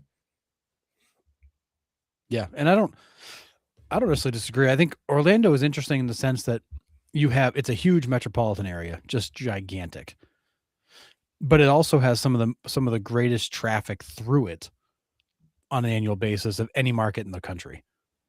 And the belief is, well, if there's 3.5 million people that live here and all these millions that pass through, like maybe they want to go catch a baseball game while they're here for their conference or while they're here for their trip. Or, the Dodgers are going to be in town. Maybe we're going to draw for that. Maybe you can get these people that are passing through to view this as yet another entertainment venue or option. Maybe. If there's that many people there on a daily basis, could you sell 35,000 tickets consistently or 40,000 tickets consistently? Probably. But I think to your point, Nick, the question becomes how long does that last before the novelty wears off? Right. And the minute this team isn't good, are there actually any fans, or are there just people that go to watch it? Like, I feel like this is like Vegas. Like, people go to Vegas, they do the thing and leave. Like, but there's not a lot of people that are like continually showing up in Vegas. Right. I feel like Orlando could be that. If the locals don't care about the team and you're only relying on visitors to come to the game, well, the minute this team isn't good and it's not worth going to it, is there going to be anybody local that still goes or cares? Like, can you create that diehard fan base, or are you just hoping that people use this as a way to get away from their conference on a Wednesday night? I don't know. I don't know what that plays. If this team ever really builds a fan base? Yeah, and I think that's a point that MLB will look at, right? I think you don't want to put in an expansion team that has zero chance to have a loyal fan base, right? I'm just using Raleigh as an example because you guys all know where I stand on Raleigh. But when they put the Hurricanes here, I mean, it was an immediate fan base attraction. Yep. And they sell out every time there's a game, every single time. Like, people from all over drive to Raleigh for the Canes. That is the fan base that you're looking for, right? That fan base is always going to show up Tuesday night, Thursday night, Monday matinee. People will be there, right? If you're banking on traffic to kind of fill your stadium, I don't see how that is sustainable, or why that looks appetizing, for lack of a better word, for the MLB to put a team there. And you're putting a third team in the same state that doesn't already pull. So I don't know. I think if I'm MLB, I look to Salt Lake City. I look to Portland. I look to Raleigh. I look to Nashville, Charlotte. I look at these other markets before really diving into them, I think. Yep. Yeah, and as Curtis was saying, as a Raiders fan, there's not much loyalty. There's no loyal fans in Vegas because, again, you're counting on the travelers, and I look at it as, if Orlando was such a great market, the NFL would for sure be there. They picked Jacksonville. Like, they chose against Orlando for that reason. The Orlando Magic, the comment was made before. Yeah, Chad said it. People only go to Magic games when they're good. I mean, I can remember back in the days of Shaq when he was young. Like, you'd watch some of their games when the team wasn't good and he was young and coming up, and that place would be empty. Yeah. But he was a draw. If you're relying on visitors to become your de facto fan base, to be your transient fan base, the team's never going to get a strong enough foothold in that area to really ever matter. But yeah, this Orlando team is raising money. They're building like it's coming. And they are. I'm not sure if it's a facade to just keep the pressure on MLB to not ignore them, or if they really think they've got a case. But I go to Orlando twice a year. I think that market is incredible. But nobody in Orlando is from Orlando, and the majority of people in Orlando are only there for the week. Right. So it's a tough market. And there are so many people there on a daily basis, but most of them aren't from there. So I'll ask you a personal question. Since you go there a lot, would you set a night aside to go to a Dreamers game? Or do you have so much stuff that you do during the day that you're wiped out by the night? I mean, depending on who's in town, I might consider it, but wouldn't be a priority. Right. Considering it doesn't help, right? Like, oh, I'll think about it. No, you want people that want to go. Like, I would check the schedule. I would check the schedule. If like the Red Sox were in town, the Dodgers were in town, the Yankees were in town, like, I'd be like, oh yeah, maybe we'll go catch a game. Because the one thing I will say is most of your Orlando activities are outside. It's your amusement parks, theme parks, unless you're at a conference like in a hotel. Getting into some AC for the thing, hell yeah, sign me up in July and August. Hell yeah, I'm in for that. But Yeah. I would it be a priority for me? Well, no. There's a billion other things I can do down in Florida. I could just go hang out at the pool too at the resort. So, Right. I just and the traffic down there is miserable. It'd take you forever to get to a game. So I think that would be a tough one to sell people on. I think who'd go would be like your conference goers. They'd buy a block of tickets, go there, grab some beers, stay until the seventh inning and leave. Yeah. They would not care at all about the game. They'd just be there because it's something to do. Yeah. Yeah. And Fair. I think it's hard to build a baseball team around a fan base who generally doesn't care you're there. You're just another entertainment option. Yeah. And Ed, this is where I'm at. Move Tampa, open Orlando. They'll get the visitors at least, same as Vegas. And they probably would pull more than the Tampa Bay Rays do now, right? Because of everything you said, Harrison. You got people going through there. You got people going there for conferences. Tampa doesn't pull anybody. No, if that team is good, I think you'd fill that stadium most nights. Like you would. But I think at the end of the day, nobody would actually be an Orlando Dreamers fan. They would just be there to be entertained for the evening, and then they'd be gone. Yeah. Yeah. Scott asked, could Portland support a team? I'm not too well rehearsed on Portland economics, really.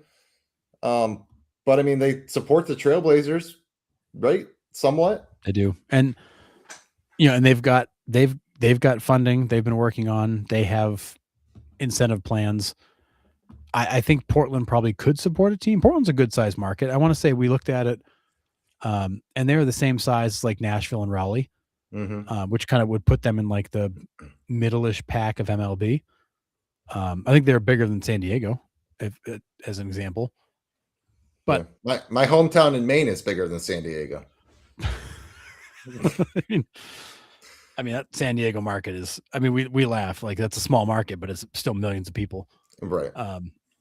But it's a good sized market. They've been working to put things in place. Could they? Maybe, yeah. But it's a lot. Yeah, it's another good question here. Sacramento, after the A's go to Vegas, would they be able to kind of turn around and support? I did for the first time this weekend see the A's have Sacramento across their chest. Yeah, which was pretty cool. But I haven't heard them in any of these discussions. No, Sacramento has never once come up as an option. I think it's because Salt Lake City's in the running. I think it's because Portland's in the running, and I think Sacramento looks at it and goes, well, those two are better than us. So, yeah. And Curtis, this is fair. I'm not putting anything past Orlando. Portland and North Carolina are my ideal spots. Yeah. And by North Carolina, you meant Raleigh. I get it, Curtis. But yeah. The Mariners would love a team in Portland. So the other city that has kind of emerged is Vancouver, British Columbia. So I think kind of getting the Mariners off an island would be great there. But I think it's Salt Lake City, man. They already got the hockey team there. They already got the basketball team there. They got the spot for the baseball. I think it ends up in Salt Lake if we're expanding in the West. Yep. That's where I think it's going. Yeah. But I don't know. I think it makes a lot of sense. Yeah. But yeah. All right. Okay. So here we go. All right. Now the other side of this coin is, so this week, the Hillsborough County Commission had a whole workshop with the Tampa Bay Rays on trying to finance this stadium. And, the Hillsborough County Commission's come out saying we made a lot of progress. We still have gaps to remain. The Tampa Bay Rays took the approach of they don't feel like they're welcome. And they feel like the gap's too big and won't be overcome. And they need to consider other options. Obviously, a lot of that is just politics and media. But at the end of the day, there's a likelihood there's going to be a gap here where they're going to expect the Rays to make up a bigger piece of the pie than they wanted to. So the question becomes, if the Rays feel like that means they're not welcome, and if they've got to spend that kind of money anyways, are they going to look to the markets? Are the Rays going to leave Tampa? Maybe this is why Orlando put that big baseball outside of their wall. They see the writing on the wall, sort of say, so to speak. I could see this being a strong possibility that Tampa goes to Orlando. Orlando loses out on expansion, and then they go right at Tampa Bay ownership and they say, hey, come here. We have all the money in place. Let's go. Let's make it work. I see that happening. Yeah. So I think it's worth noting too that the new ownership group is based in Jacksonville. They had no problem leaving it in Tampa if it works, and they're still trying to make it work in Tampa. But keep in mind, Jacksonville and Tampa are kind of diagonal across the state, and what's sitting in the middle of them? Orlando. It's convenient that if you could move to Orlando, you could still pick up all of that Orlando traffic, maybe pull a few people from Tampa, maybe pull a few people from Jacksonville, and in the end, get closer to home to where the ownership group is. So I think there's a real possibility that the Rays could call these guys up and be like, okay, let's work on a package here. The new owner's not looking to sell anything. So like the Orlando Dreamers would not get to own any part of it, but they can be part of the package that brings them there, which I think is also okay. But I do think the timing of this is very interesting in the sense that Orlando's, raising the flag that they're open for business. Well, the Rays are saying, man, we may need to find a new home. And I don't think that's by accident. Did Tampa not approve to build a new stadium? They did not. They never got it. They never got it all the way. Gotcha. So they've got all the renderings and images. That's the rendering right there of that whole new downtown complex with the ballpark and all the shopping and restaurants and hotels around it. They never got it to the finish line because then the fight became who was going to pay for the roof. And then they got through that. Then they came back to the financing package because the last time the Tampa Bay Rays walked away, they just said, we're out. Like, we're not talking about this anymore. Okay. And Hillsborough County is still short on their original commitment. They're like $75 to $100 million short, which, okay, for a $2.3 billion project, that's not like an insurmountable gap. Right. But they are short of the commitment, and the Rays are viewing that as, well, you told us you'd give us this, and we'd contribute that, and we'd make this deal work. Yeah, and the Rays don't want to put more money into the pot, and the new owners want to spend more money because he's literally just buying the team. It's like it's kind of they're still doing a weird dance of, we both want to make this work, but like we're not going to give anything. And one of the quotes in the county administrator's office is, we're not at the stage yet with the staff where we feel comfortable with all the dollar amounts that are being proposed and how those monies happen. We are $75 million short, and we're now meeting 93% of the objective. So like the county views that as, we're making really good progress. And the Rays view that as, well, you're still not giving us what you promised us. Right. And you may force us to consider other options. Yeah. And like you said, the timing's working out perfect, that if Orlando gets denied or not accepted for expansion, that Orlando becomes a very, very appealing option for the Rays to move. So, yeah. So the Rays are trying to impose a June 1 deadline to make a decision, because if that doesn't happen by June 1, they need to pivot and begin to explore other options, because they don't want this to drag into 2030, which it would if they don't get started until 2027. Yeah.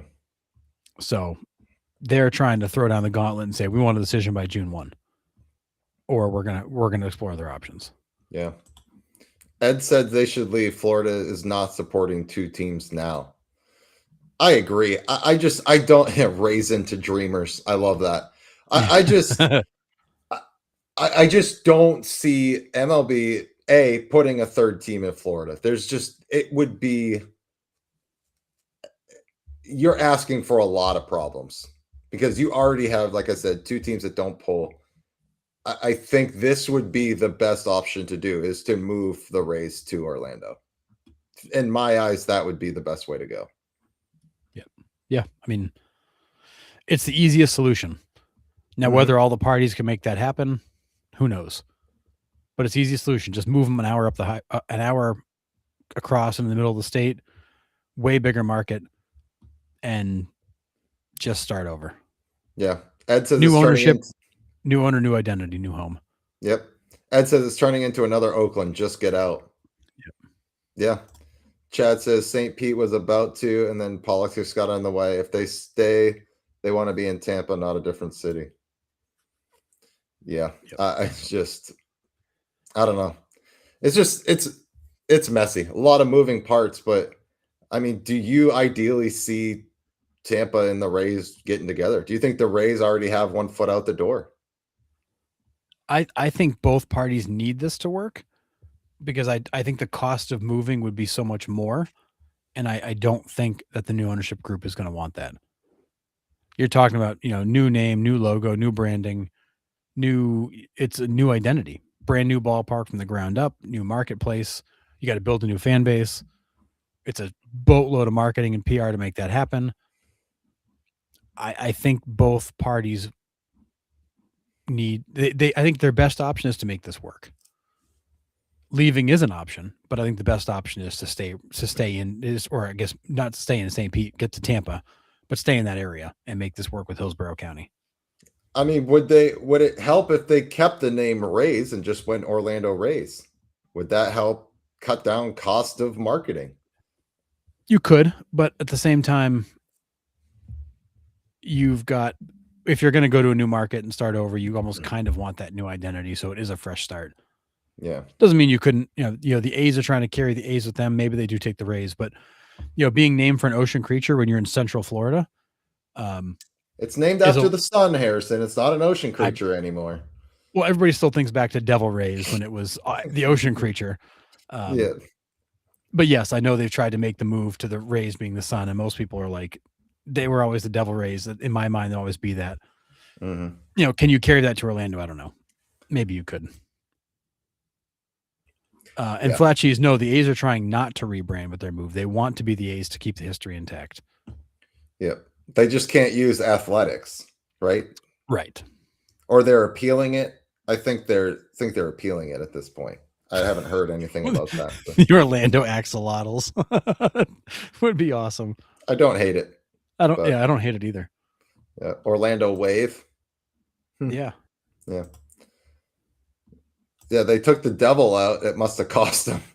Well, more ways than one, probably. It did. Now you've got to redo all of your print media, online media, jerseys, hats, T-shirts. Like, turn the whole store over, get rid of all the old stuff. Like, it's a nightmare when these teams make those kinds of changes. But sometimes it's for the better.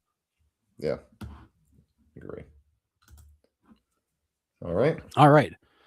On the same line, here we go. So we knew that Kansas City, Kansas was making a pitch for the Chiefs and the Royals.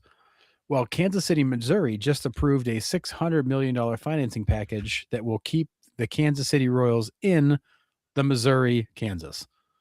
Now, this is an interesting one because it was a close vote, a lot of public anger over it, a lot of people that don't feel good about keeping the Royals. They don't feel good about spending a lot of money to keep the Royals. I feel like the Royals should pay for themselves.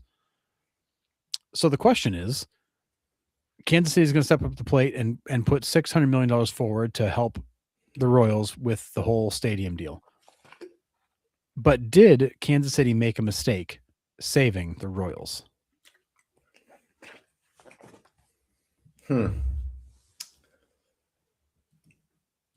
I don't know. I mean, this is they've been such a staple there for so long. I think it would also be hard to kind of move them, and you have Bobby Witt Jr. there that's going to keep putting butts in seats for the next 15 years. Yep.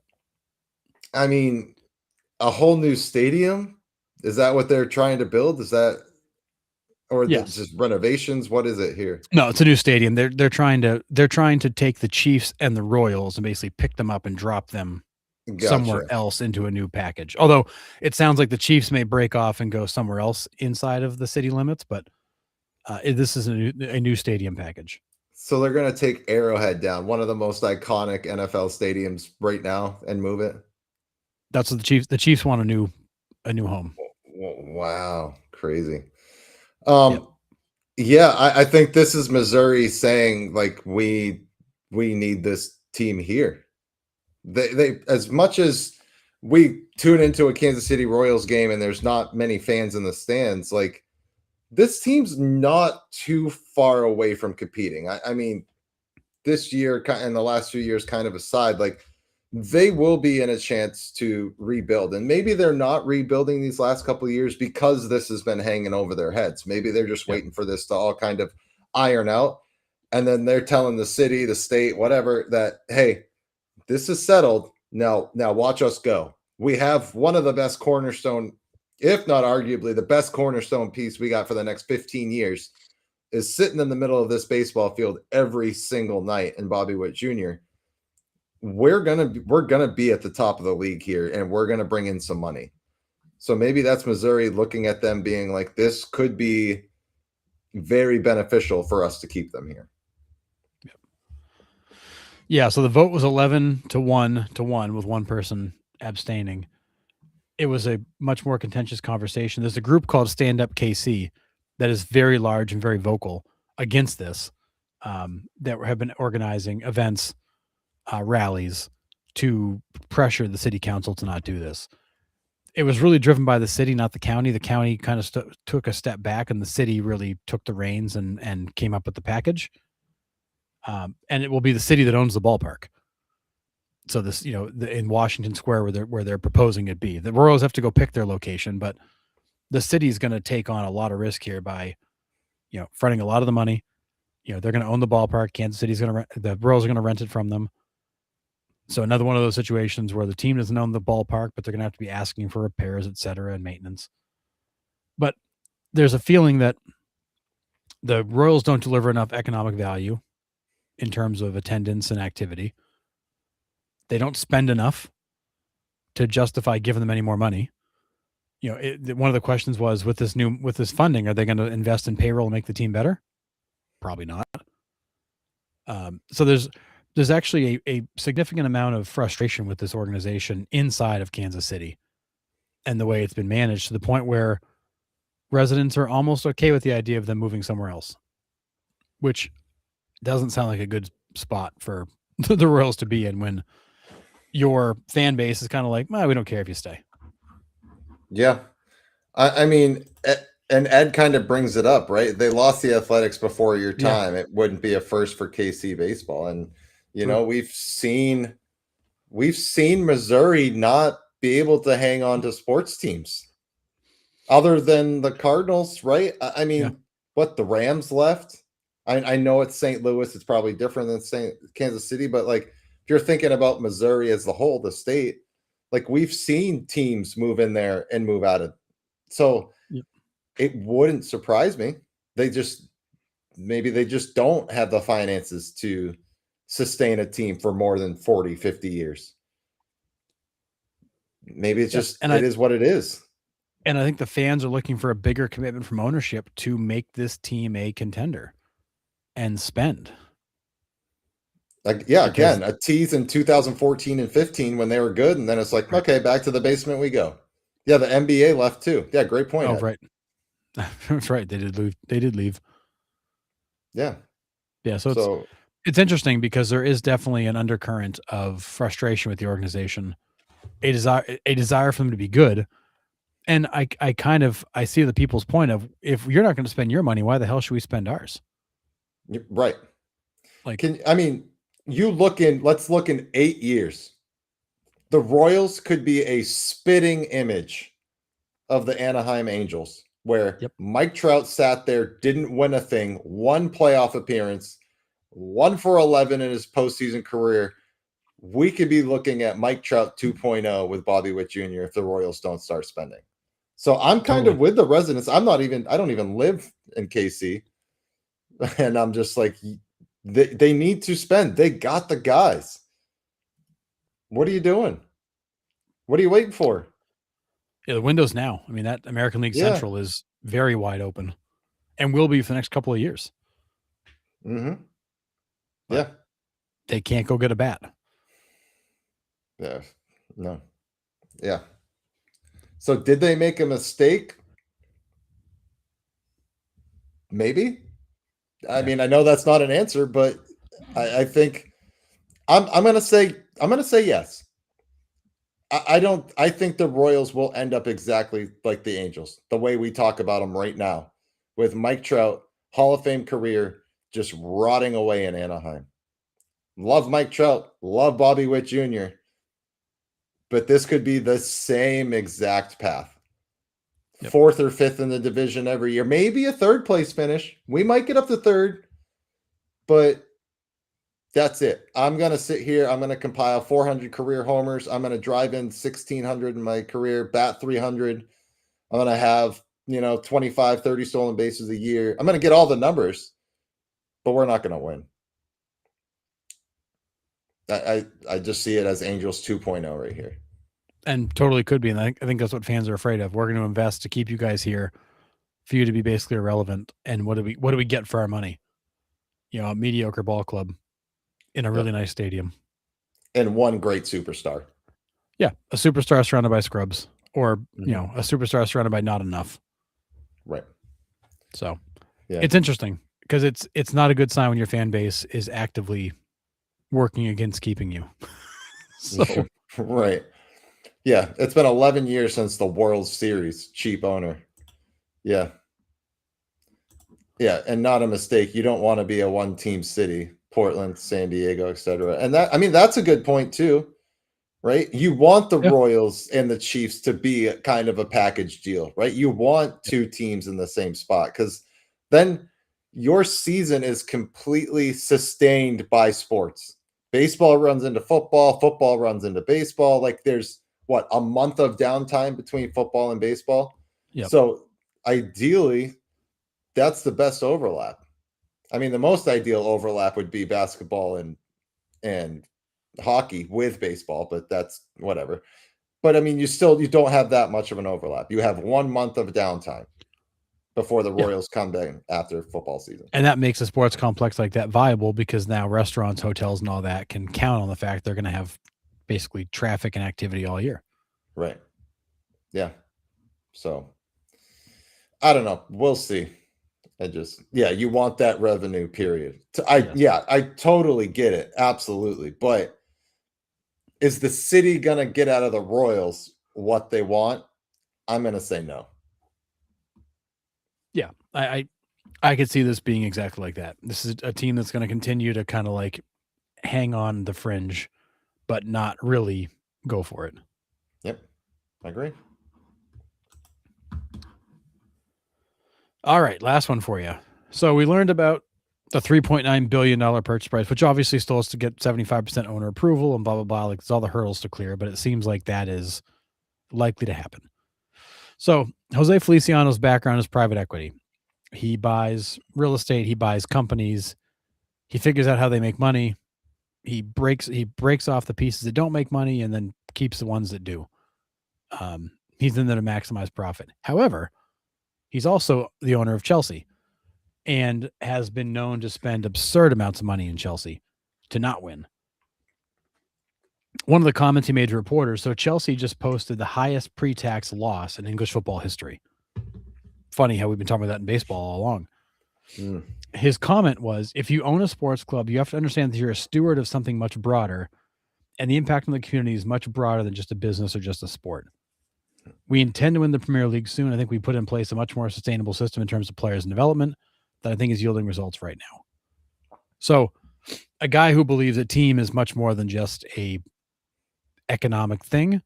It's a community thing. Another one of those guys, maybe like we're seeing with the Mets, where, I'm okay throwing money at this thing because I believe it's bigger than just me. So his private equity background is in direct conflict to that statement.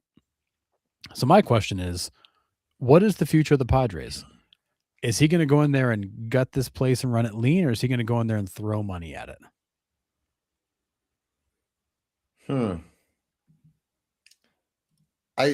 I don't know. I mean, they're already throwing money at the Padres right now and astronomical contracts and crazy contracts that don't make sense in some cases. Does he completely 180 this thing because they haven't won? Maybe. I don't know. I can never get a read on the Padres, period. And I don't know too much about this guy to like really make a educated direction on where these Padres go. I don't know. And if he's financially smart with the Dodgers in the division, he won't do that. So Right. what's the future of the Padres? Much of the same. Yeah.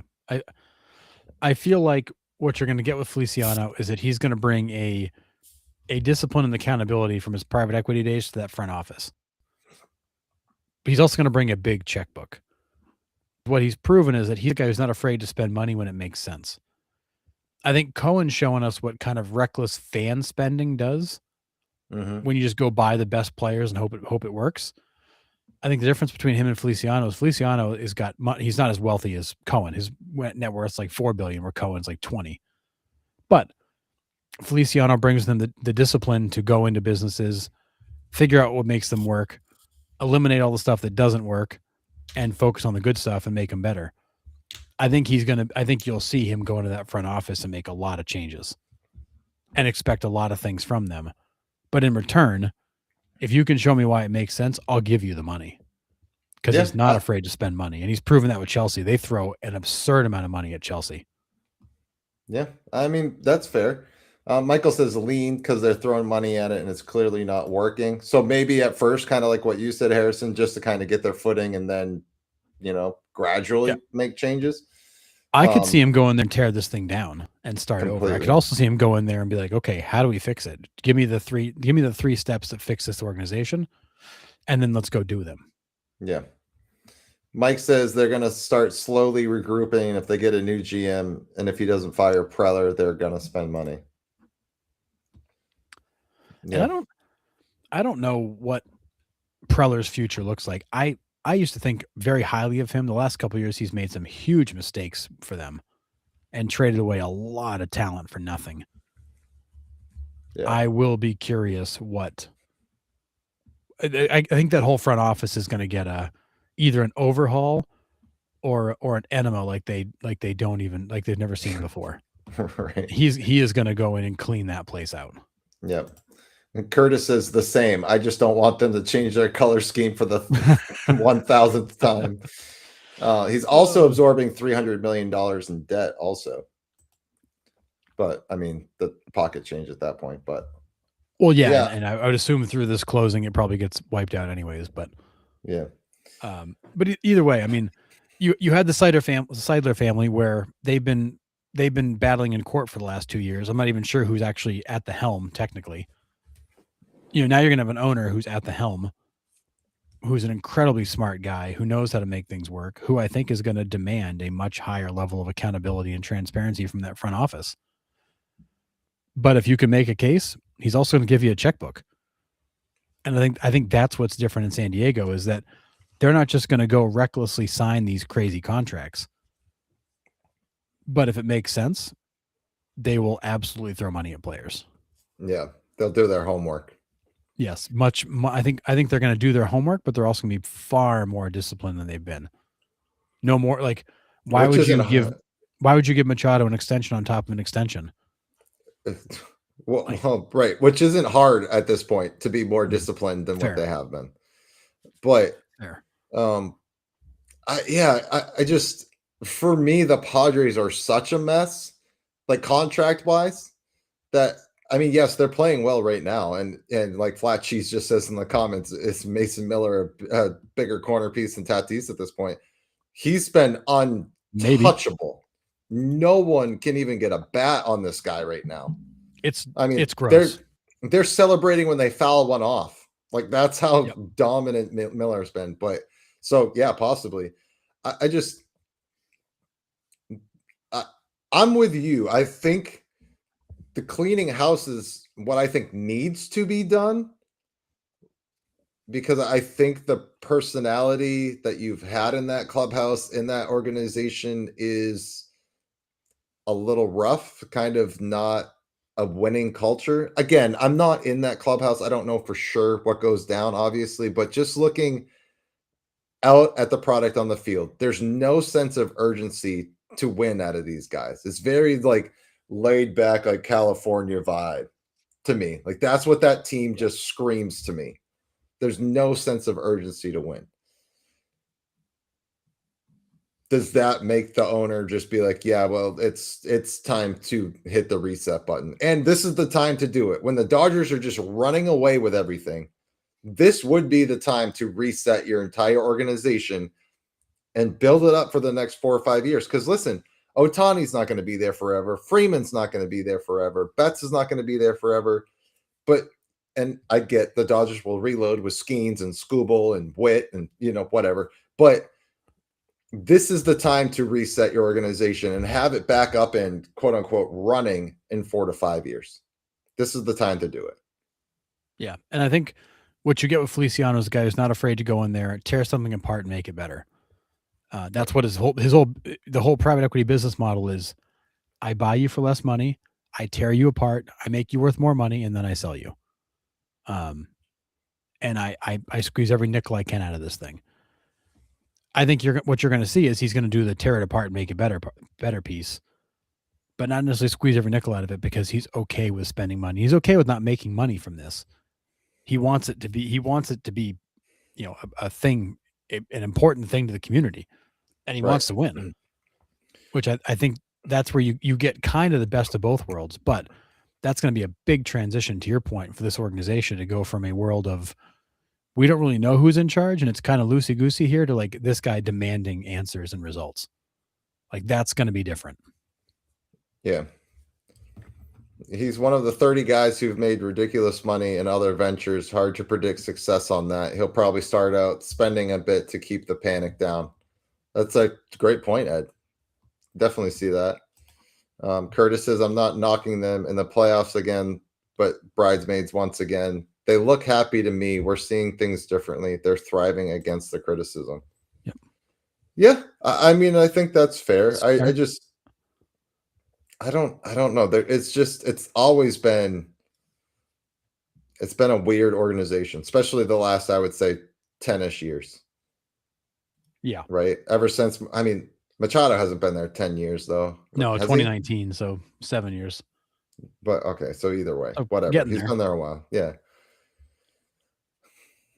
I don't know. It's a big wait and see for sure. But what does the future hold? If I'm him and I don't think this team has what it takes to win, maybe they're close at the deadline and he goes, hey, let's go get some big guys here and make a run. If it doesn't work, it doesn't work. You tear it down and you start over. You rebuild, like I said, in that 4 to 5 year window, ready to compete. Because the Dodgers are going to have to start trending down at some point here. Their players aren't getting any younger. So no, it's an interesting organization. They've got a lot of problems. They've got a lot of positives. We'll see. But he's going to be a different kind of owner, I think, than the Padres are used to, and then we've seen in a lot of areas. Yeah, I agree. Hard to knock Preller's last couple of years when it seems like he didn't really know who he was reporting to. Fair. I mean, I still that's think part of it. I still think when you evaluate his baseball decisions, they've been poor. But at the same time, yeah, who is the person he's actually having the conversations with? Who is his sounding board, his advisor? Who's making the final call from the ownership level? I mean, those owners can't be totally absentee. Like they need to be part of these big decisions. Yeah. If they weren't, or they're giving him conflicting answers because they were suing each other, yeah, that makes his job more challenging. But in terms of the evaluation, his moves have been generally poor. Yeah. I mean, the Leo DeFreeze one now is starting to not look as bad as we originally thought. I mean, if Mason Miller is going to be like this, well, and DeFreeze still isn't even up yet. So I mean, no, but they've got to keep Miller, and that's the part that might be where this one blows up on him, is that Miller may be like, I'm out of here, guys. See ya. Yeah. That dude has been lights out. If you have not watched a Mason Miller outing yet, oh my God, man. But I mean, he dumped the whole farm system last year to miss the playoffs. You're right. He did. That was a rough one. And Loriano was fantastic. Mason Miller's been fantastic. A lot of the other moves were not great. but he dumped the whole future to miss the playoffs. Yeah. That hurts. Yeah. Not great. All right. All what do right. we got? Trivia tonight. So I was sitting around the other day and I'm like, I want to mix it up a little bit. So we may do this one time. We may bring it back. We'll see what you guys all think about it. But I'm going 2 truths and a lie. So for each player, I'm going to give you 2 truths and a lie in no order. And I want everybody in chat, and Nick can too, to vote for the lie. So we'll give you guys a minute. Tell us which one you think the lie is, and then I'll reveal which one the lie is. Some of these I think are really easy. Some of these I think are a little trickier, and some of these I think are pretty hard because I tried to find things that were not super obvious. Like so and so hit 700 home runs. Like I'm not going to ask you that, but I'm going to ask you about groups they're part of, clubs they're part of, streaks they had, and just to see what we come up with. So, all right, we'll get through the first couple. We'll see how it goes. So first up's Albert Pujols. So 2 truths and a lie. Tell me the lie. Number 1, he's one of only 4 players with 600 home runs and 3,000 hits. Number 2, he hit more career doubles than home runs. And number 3, he grounded into the most double plays in history. So tell me which one is the lie. So for me, I know number 3 is true because I used this as a trivia question. So I know number 3 is true.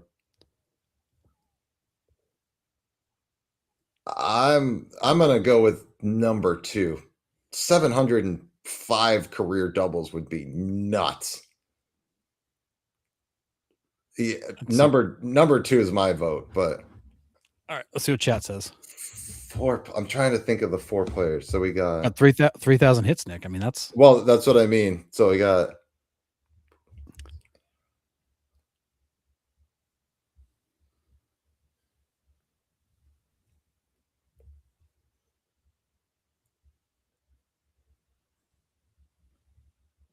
Aaron.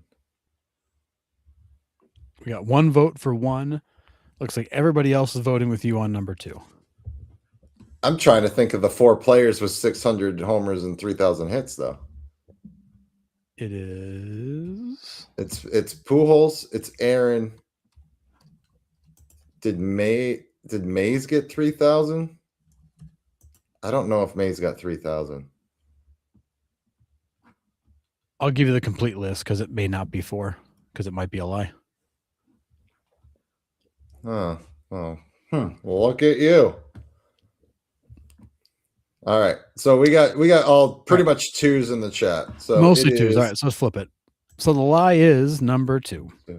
686. So first career had 686 doubles and 703 home runs. So he did not hit more career doubles than home runs. It was close. That's still ridiculous. When you added the triples on top of it, he was at 705 versus 703. So it was pretty close. Wow. All right, what's the list of number 1? So there's 4 players with 603,000. It's Hank, Willie, A-Rod, and Pujols.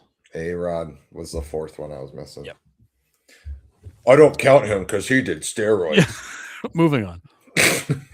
Sorry. All right. Next up, Babe Ruth. So 2 truths and a lie. Vote for the lie. Number 1, has the highest career slugging percentage in history. Number 2, only won the MVP award 1 time. Number 3, appeared in 10 All-Star games. Which one is the lie? Oh, crap. See? These are fun. I like these. I already like it. I'm leaning towards 2 or 3 because was the MVP award a thing and then not until late in his career? And then when I forget when the All-Star game started, but I don't know if he got to 10 of them.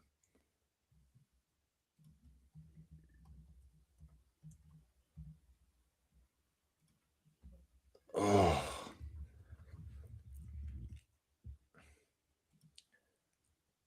Yeah, The votes are kind of all over the place in this one. I like it. They are. I like this one. I'm going to go 3 because I don't think All-Star games were a thing for most of his career or some of his career anyway. So just kind of by like process of elimination. I'm just thinking out loud. I'm going with 3. Yeah, we've got several votes for 1, several for 3, a couple for 2. We're seeing, looks like more 3s are rolling in now because people are probably hearing you say it. Yeah. I mean, number 2, obviously, like the MVP award should be more than 1, but then again, it wasn't a thing. Yep. So that's why I think that one's true. All right. I think all the votes are in. So let's let's flip it. The Oh. lie is number 3. The All-Star game started in 1933. He only appeared twice. He did, however, hit the very first home run in All-Star game history. I'm shocked. I know. But yes, he only appeared in 2 All-Star games because it didn't start to the end of his career. Yeah. Oh, Michael just got it right there. Yep.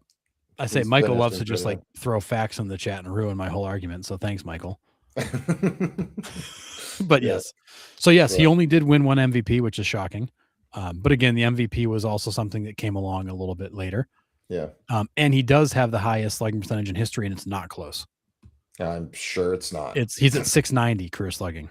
Like, it's a bananas number. Is that good? I mean, it's okay. I mean, it's only the best in history, but yeah, it's okay. He's got like a 34-point lead on whoever's second. I want to say second was Gehrig. I can't remember who second was, but it's not close. It's wild. Yep. And those guys hit back to back for so many years. It's stupid. Like, it's just not right. No. So good for the group that said 3. All right. Ted Williams. 2 truths and a lie. Tell me the lie. Number 1, one of only 2 players to win multiple Triple Crowns. Number 2, has the highest career on base percentage in history. And number 3, was the oldest player ever to win a batting title. Which one is the lie?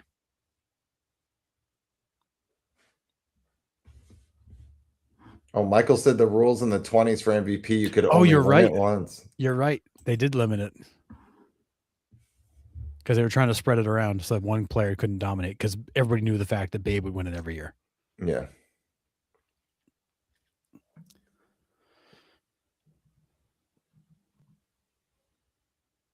This one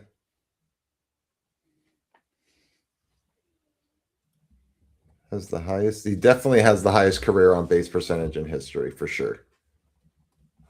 And I think it's something almost, it's like 496. I think it's something ridiculous like that. Oldest player to ever win a batting title. Trying to think.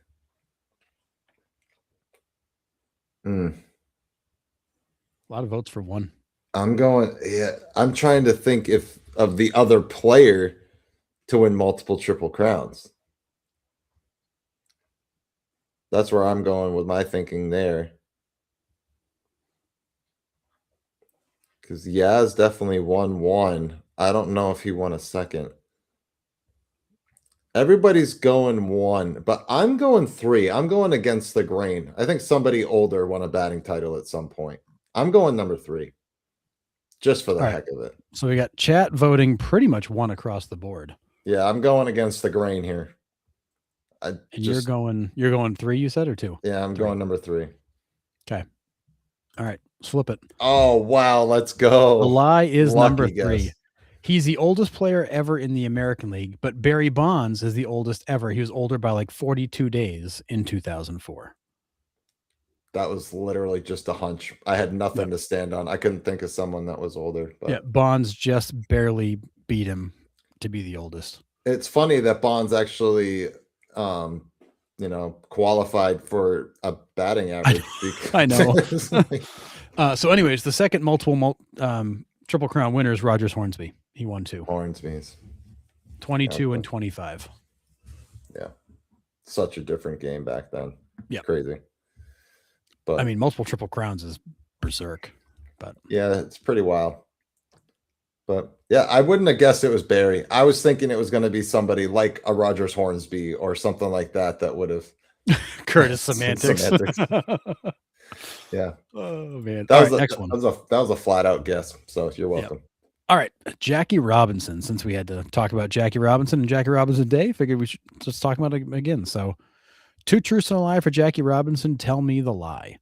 Number 1, won the batting title 2 times during his career. Number 2, won Rookie of the Year and MVP during his career. Number 3 made 6 consecutive All-Star game appearances. Which one is the lie? Number 2's definitely correct. I try to give one that's like, okay, I know I can rule that one out, so it becomes a 50-50. Yeah. Won the batting title 2 times or 6 consecutive.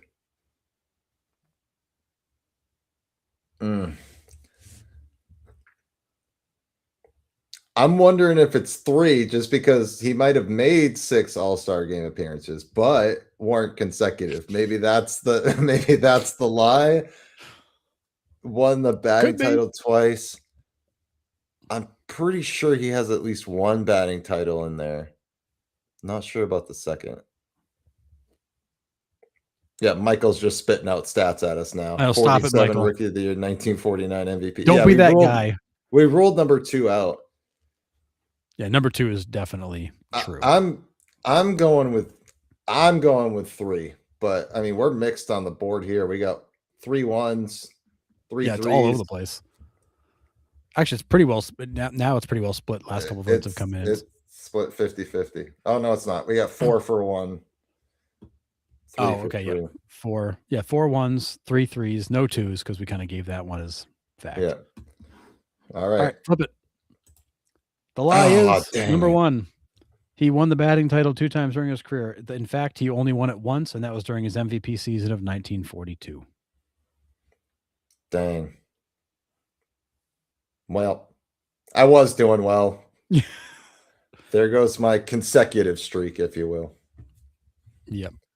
Nice. That's right. It can't carry over for shows anyways because they're like seasons, so don't worry about it. Yeah. I knew he had one batting title. I couldn't think if he had a second or not. He missed winning a second one. I want to say it was by like percentage points. Dang. All right. Next up, Pedro Martinez. So 2 truths and a lie for Pedro. Tell me the lie. Number 1, 4th highest career winning percentage in history. Number 2, won 5 ERA titles and a Triple Crown with the Red Sox. Number 3, recorded 3,000 Ks in less than 3,000 innings pitched. Which one is the lie?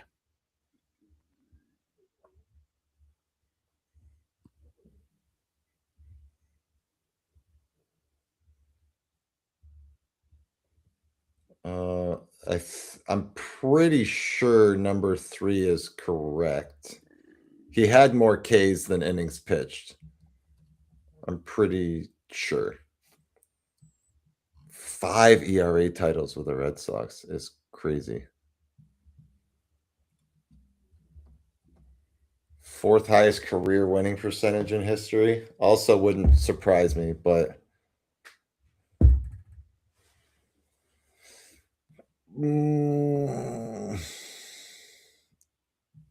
I'm gonna go 2 here. 5 ERA titles is wild because I mean he had 99, he had 2000. Did he win 3 more in that time with the Red Sox? I don't know if he had 5 there. So I'm going 2 there. 4th highest career winning percentage wouldn't shock me. This dude was ridiculous. Yeah, his record's absurd. Yeah. So my guess is 2 here. Just because I think 5's too many. And with Randy Johnson in the mix during that time, he might not even have a Triple Crown. Because Randy Johnson struck out like 5,000 batters a year. So just about. Yeah, give or take a few, but yeah, I'm going 2 here, I think. What do we got in the chat? We got 2s, we got 3s, we got 2s and 3s. So nobody seems to doubt number 1. See, I think 3's the no-brainer for me. For some reason, more Ks than innings pitched is sticking out to me. But did he not get to 3,000 Ks? He had to have gotten to 3,000. We're about to find out. Let's flip it. Oh, God. Oh. The lie is number 2. Pedro did win 5 ERA titles in his career, but one was with the Expos in 1997. Tricky Harrison. Because if you knew he won 5 ERA titles, then you got to question, well, where did he win them? Yeah. But yes, so he did win 5, but it was 4 in Boston and a Triple Crown in 02, I'm pretty sure. And then he had the other ERA title in Montreal. That was his other Cy Young season. Oh, yeah. Oh, and he could still get a Triple Crown and not have Randy Johnson affect him because he was in the NL at the time. Exactly. Randy was in the other league. Yeah. Dang. Well, I was right, but my reason why I was right was sort of right. Kind of. Yeah, you were there. But my mom's like, okay, I quit. Oh, you can't quit. That's the fun part. Like, some of these are meant to be tricky. Fine. You're good. All right. Oh, speaking of Randy Johnson. devil. So, 2 truths and a lie, Randy Johnson. Tell me the lie. Number 1, won the Triple Crown and World Series MVP in the same season. Number 2, allowed more walks than earned runs in his career. Number 3, threw the first no-hitter in Mariners history in 1990. Which one is the lie?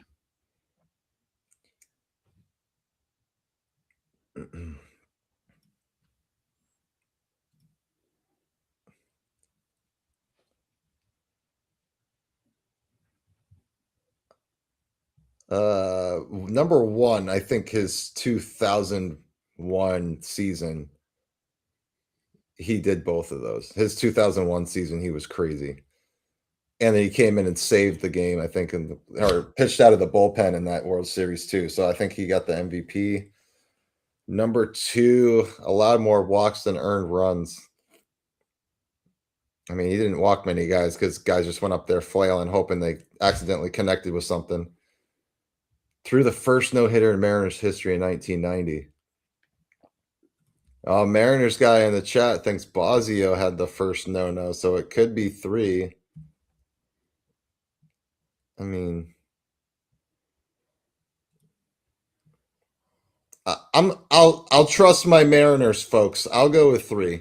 That he didn't throw the first no-hitter in Mariners history. But we're mixed. We got 2 and 3. Yeah, this is good. I like this. We're kind of all over the place. Yeah. All right, we ready to flip? Right, let's flip it. The lie is number 1. Oh, dang. He won the World Series MVP in 2001 and the Triple Crown in 2002 when he was even better. Dang it. Wow. Yep. So Randy had the first no-hitter in Mariners history on June 2nd of 1990. It was his first career, the first in Mariners history. And then he does actually have more career walks than earned runs. Because remember, early in his career, he was an incredibly erratic guy. Yeah. It was later in his career he really dialed it in. Wow. Yeah. I smushed those 2 years together then, 2001. Yep. Well, I got the World Series MVP correct, but what did he miss out in 2001? Because 2001, he was crazy good. Wins. I want to say somebody won 22. That might have been Lima's season. I can't remember. But he did not have the most wins in 2001. And he had 21. I know. It's right. Dang. Wow. Most regular season. And then in his career, he had 1,534 walks, 1,513 earned runs. Wow. Google AI says Matt Morris and Kurt Schilling were tied at 22. Oh, okay. That's right. Yeah, he lost. That was Morris's season. Yeah, then Mulder for Oakland and Johnson for 21. So you had Schilling win 22, Johnson won 21 for the Diamondbacks that year. We can't get a guy to win 18 games anymore, but we used to have a handful of guys win 20-something. Dude, we can't get the best pitcher in the league to win more than 10. Well, that's also fair. Yeah. So. Yeah, I do remember his no-no. He walked like a ton of guys. He did. He walked a ton. He was so erratic early in his career. And then he had those were the All-Star games where he like hum the balls over guys' heads. Like, yeah, he was so wild early in his career. The perfect game he had with Arizona against the Braves, I think. Yes. Yeah. Crazy. Yeah, because we saw pictures of the scorecard. No, that's right. Yeah. All right. Bob, don't call me Kirk Gibson. All right. So Bob Gibson, 2 truths and a lie. Tell me the lie. Number 1, holds the Cardinals' records for career wins and strikeouts.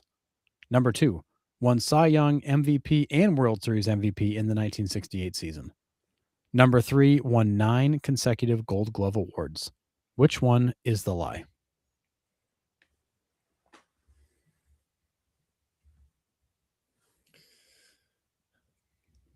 I'm 9 consecutive Gold Gloves.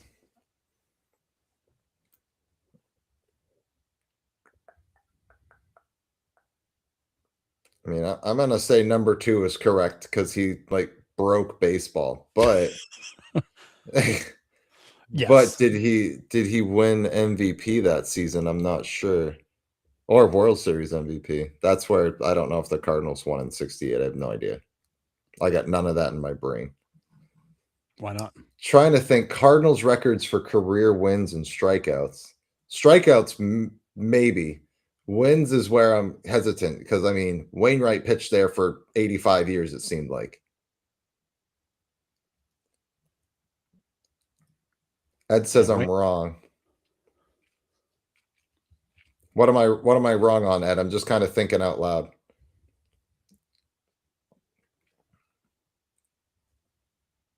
Me, I don't know on this one. Curtis says it's 2. So he must not have Curtis, Ed are all saying this one's easy. They said it's 2. No, so does Scott. Everyone thinks 2. All right. All right. And then Ed. Let's flip it. All right. And the lie is number 2. Number 2. He won the Cy Young MVP and World Series MVP in the 1968 okay. season. The lie is he won the Cy Young. He won the MVP. He did not win the World Series MVP because he pitched a complete game in Game 7, but lost to Mickey Lolich, who was lights out, and the Tigers won that World Series. That's right. So Gibson did win 2 World Series MVPs. It just wasn't the 68 because they lost. Okay. He got absolutely outdueled by Mickey Lolich. They both went 9. Lolich was like almost unhittable. I think Gibson gave up 4. It was the box score to that game is stupid to look at. That game's got to be on YouTube. That might be on my watch list here. Yeah. If you can find it, send me the link because Game 7 of the 68 World Series, Lolich versus Gibson, 2 complete games, and Lolich absolutely outdueled Gibson. Let me write this down so I don't forget. I'm sure that game is epic. Find Game 7, 1968. All right. Yeah. Yeah, Detroit won in 68. Yeah, yep. Nice. Love it. All right, next. 2 truths and a lie, Alex Rodriguez. Tell me the lie.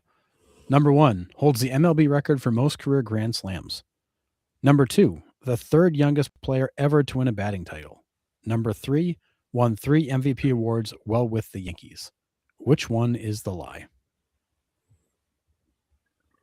I know for a fact that number 1 is correct. It's like he has like 24, 26. It's a 25. Lot. Nope, sorry, 25. Split the difference. I'll just split the difference. Yeah. All right. So I know number 1 is correct. 3rd youngest player to ever win a batting title. I know K-Line won one when he was like 19. And then 3 MVPs with the Yanks. I'll go with our Yankees fan. I'll go Curtis, number 3. Because maybe only 2 in that time. Yeah, my vote's number 3. Yeah, got a couple more votes coming in for 3.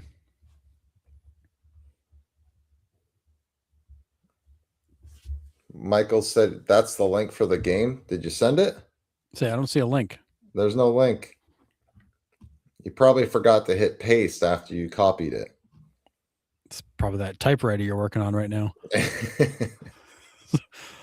All right, let's flip it. Yeah. The lie is number 3. He did win 3 MVP awards. 1 was with the Rangers, and then 2 were with the Yankees. Gotcha. So he is a 3-time MVP, not all with the Yankees. Yeah. Damn. Good one. All right, our boy Pete Rose. 2 truths and a lie for Pete Rose. Tell me the lie. Number 1, Only player in history to play 500 games at 5 different positions. Number 2, holds MLB records for games, plate appearances, at-bats, hits, singles, and outs made. Number 3, only player to have 10 seasons of 200 or more hits. Which one is the lie? I know this one for a fact, so I'll let the chat go. I expect a number of people to be able to pick this one out immediately. Yeah, there's no doubt about it. Yes, sir.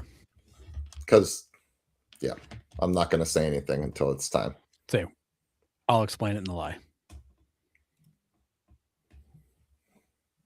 Okay, Curtis is number 1.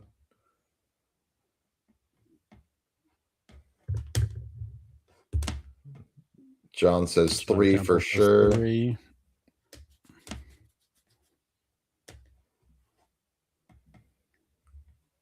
Going through Pete Rose's baseball reference is always fun because like the numbers are just crazy. It's insane. Michael, just send it to my messenger. We got a couple more votes for 1, a couple more votes for 3. Yeah.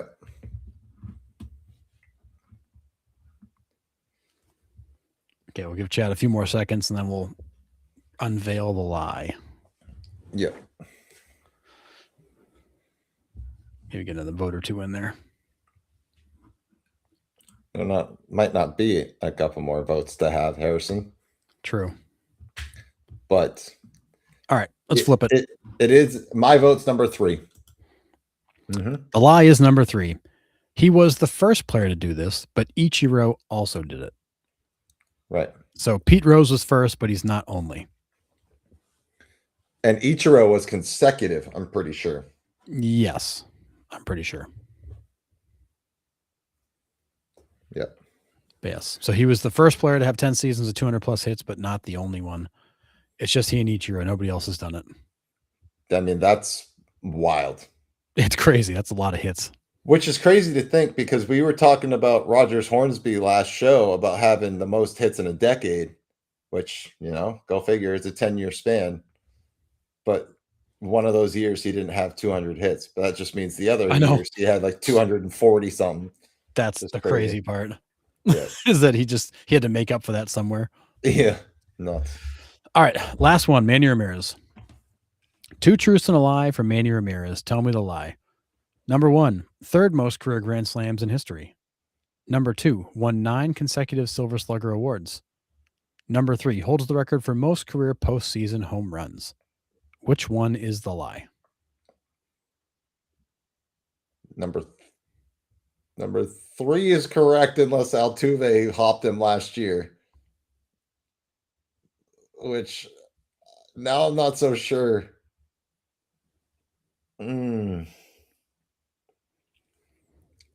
3rd most career Grand Slams in history sounds about right. That dude was ridiculous. 9 consecutive Silver Slugger awards.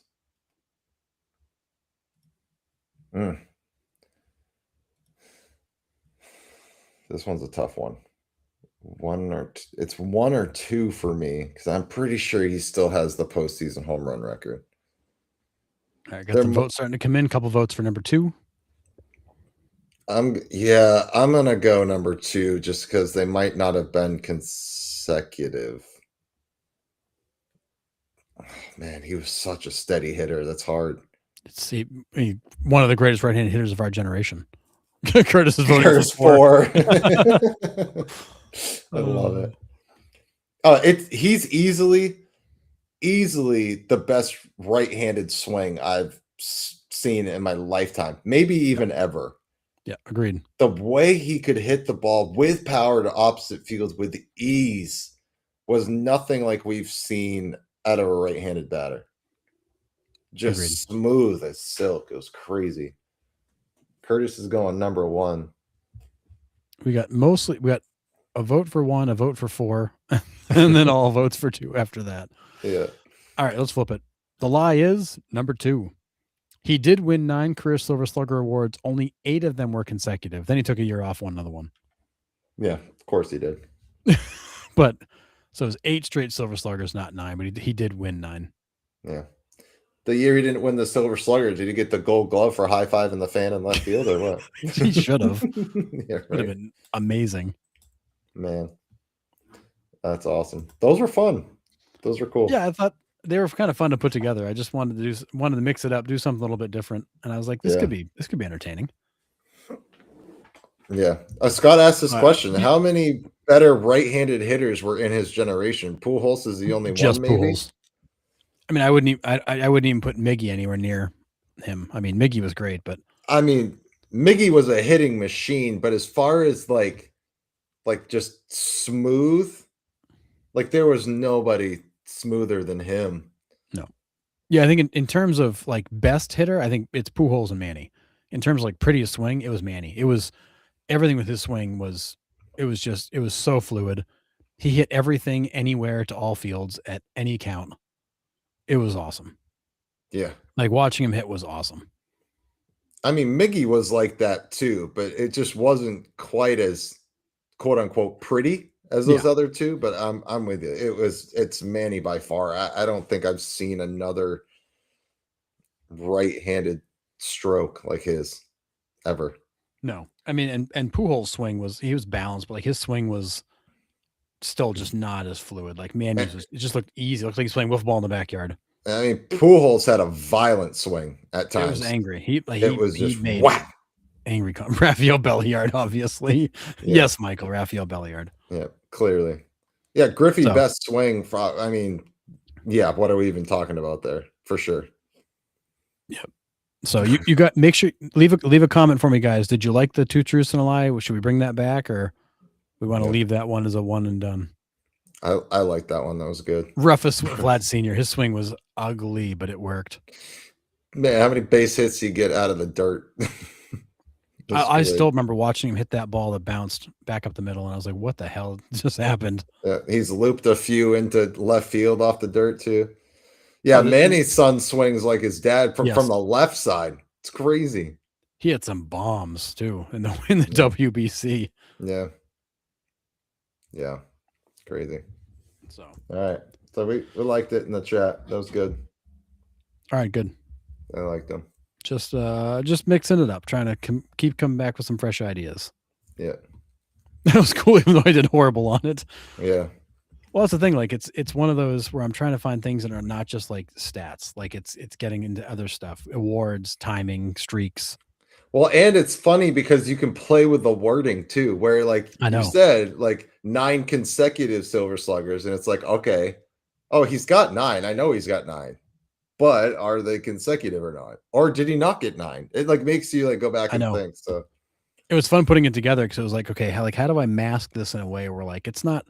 I'm not trying to trick you, but I'm trying to make you think like what makes the most sense, because none of those things you can necessarily like just like prove immediately, right? But it's like, is it possible? Yep. Yeah. It was. I enjoyed putting them together. I had a blast. Yeah, Vlad had golf swings 1,000%. Bagwell's swing was pretty violent too. Yeah, Bagwell swung angry. Yeah, he really did. Yeah, I can't even think of another like right-handed swing that I was like, man, that thing is a thing of beauty.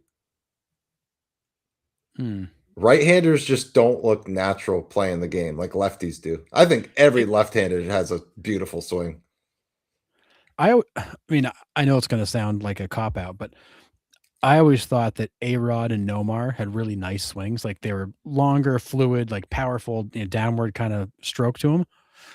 I always thought Jeter had the ugliest swing, but the most efficient. I mean, there was no wasted movement with him. It was short. It was right to the ball. He kind of like almost like jabbed at it a little bit. Yeah. It wasn't pretty, but it worked. Yeah. Where A-Rod and Nomar of that group of shortstops had the far prettier, more powerful swings. Yeah. I mean, Miguel Tejada had a pretty sweet swing. He did. Yeah, that's true. Tejada's a good one. Every game has been good except Family Feud. All right, taken into account. Family Feud was so popular, though. Yeah. Yeah. Yeah. I mean, as a lefty, thank you, Nick. I mean, seriously, I think baseball was built for a left-handed swing. Now, think about it. If we ran the bases the other way, we would be talking about that about righties. Sure. right? If we ran the bases backwards, I think it's just the optics of how it looks and how they run out of the box, and I think it's just how it is. But yeah, I can't think of like a left-hander that I've seen and be like, oh my god, that is the ugliest swing I've ever seen in my life. It just looks so much more natural. Sheffield was pretty violent and aggressive. Yeah, I would say so. Was. Yeah. Yeah, it was not pretty. It was, yeah. He had to do this with the bat to slow his hands down, which still blows my mind. To slow his hands down, that's why he checked the bat like that.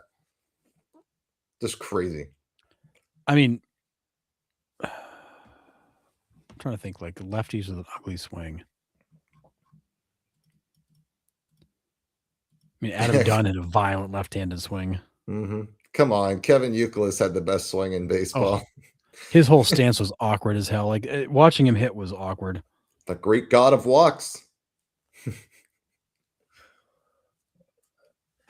Yeah, lefties with like more righties with a beautiful swing, but lefties with an ugly swing. I can't think of a lefty where I was like, oh god, what is he doing? I really can't.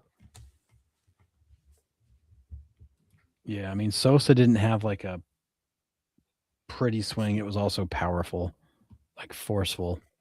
Yeah. Yeah. I got nothing really. No, I think that's probably it. I mean, there were some. I mean, one of the left-hand swings I used to love too is John Olerud. It was all just like smooth. Craig Counsell, yeah, he was a lefty.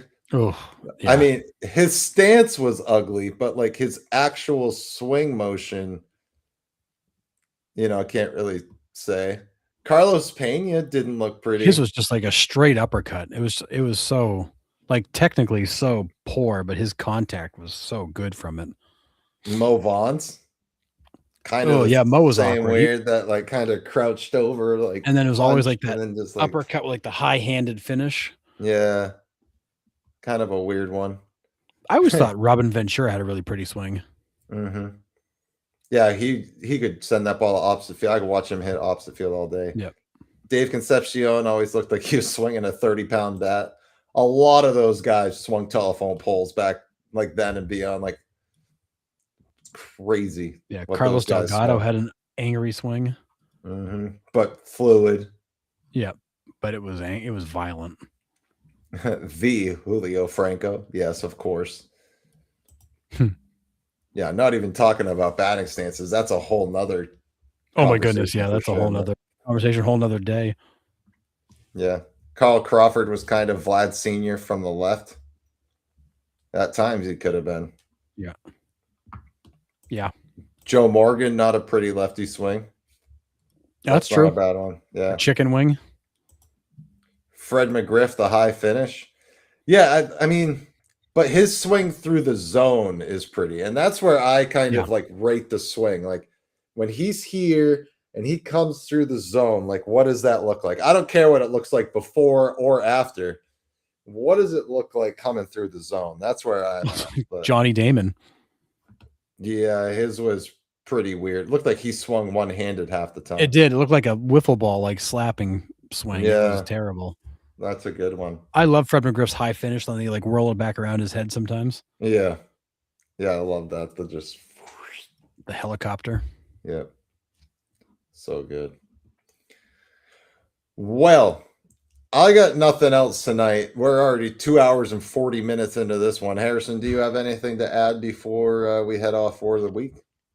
That is it. Same here. Thursday, we do have Terry Shumpert coming back on the show. So excited for that. We're going to talk about his career a little bit more and the state of the Rockies and all of that stuff. So he will be back on with us Thursday night.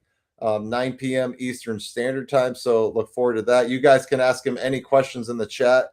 As always, probably going to treat this more like a question and answer stuff. So you guys can go ahead and fire away questions for Terry Shumpert when he'll be on Thursday. So looking forward to that. Looking forward to reconnect with Terry. So that would be fun.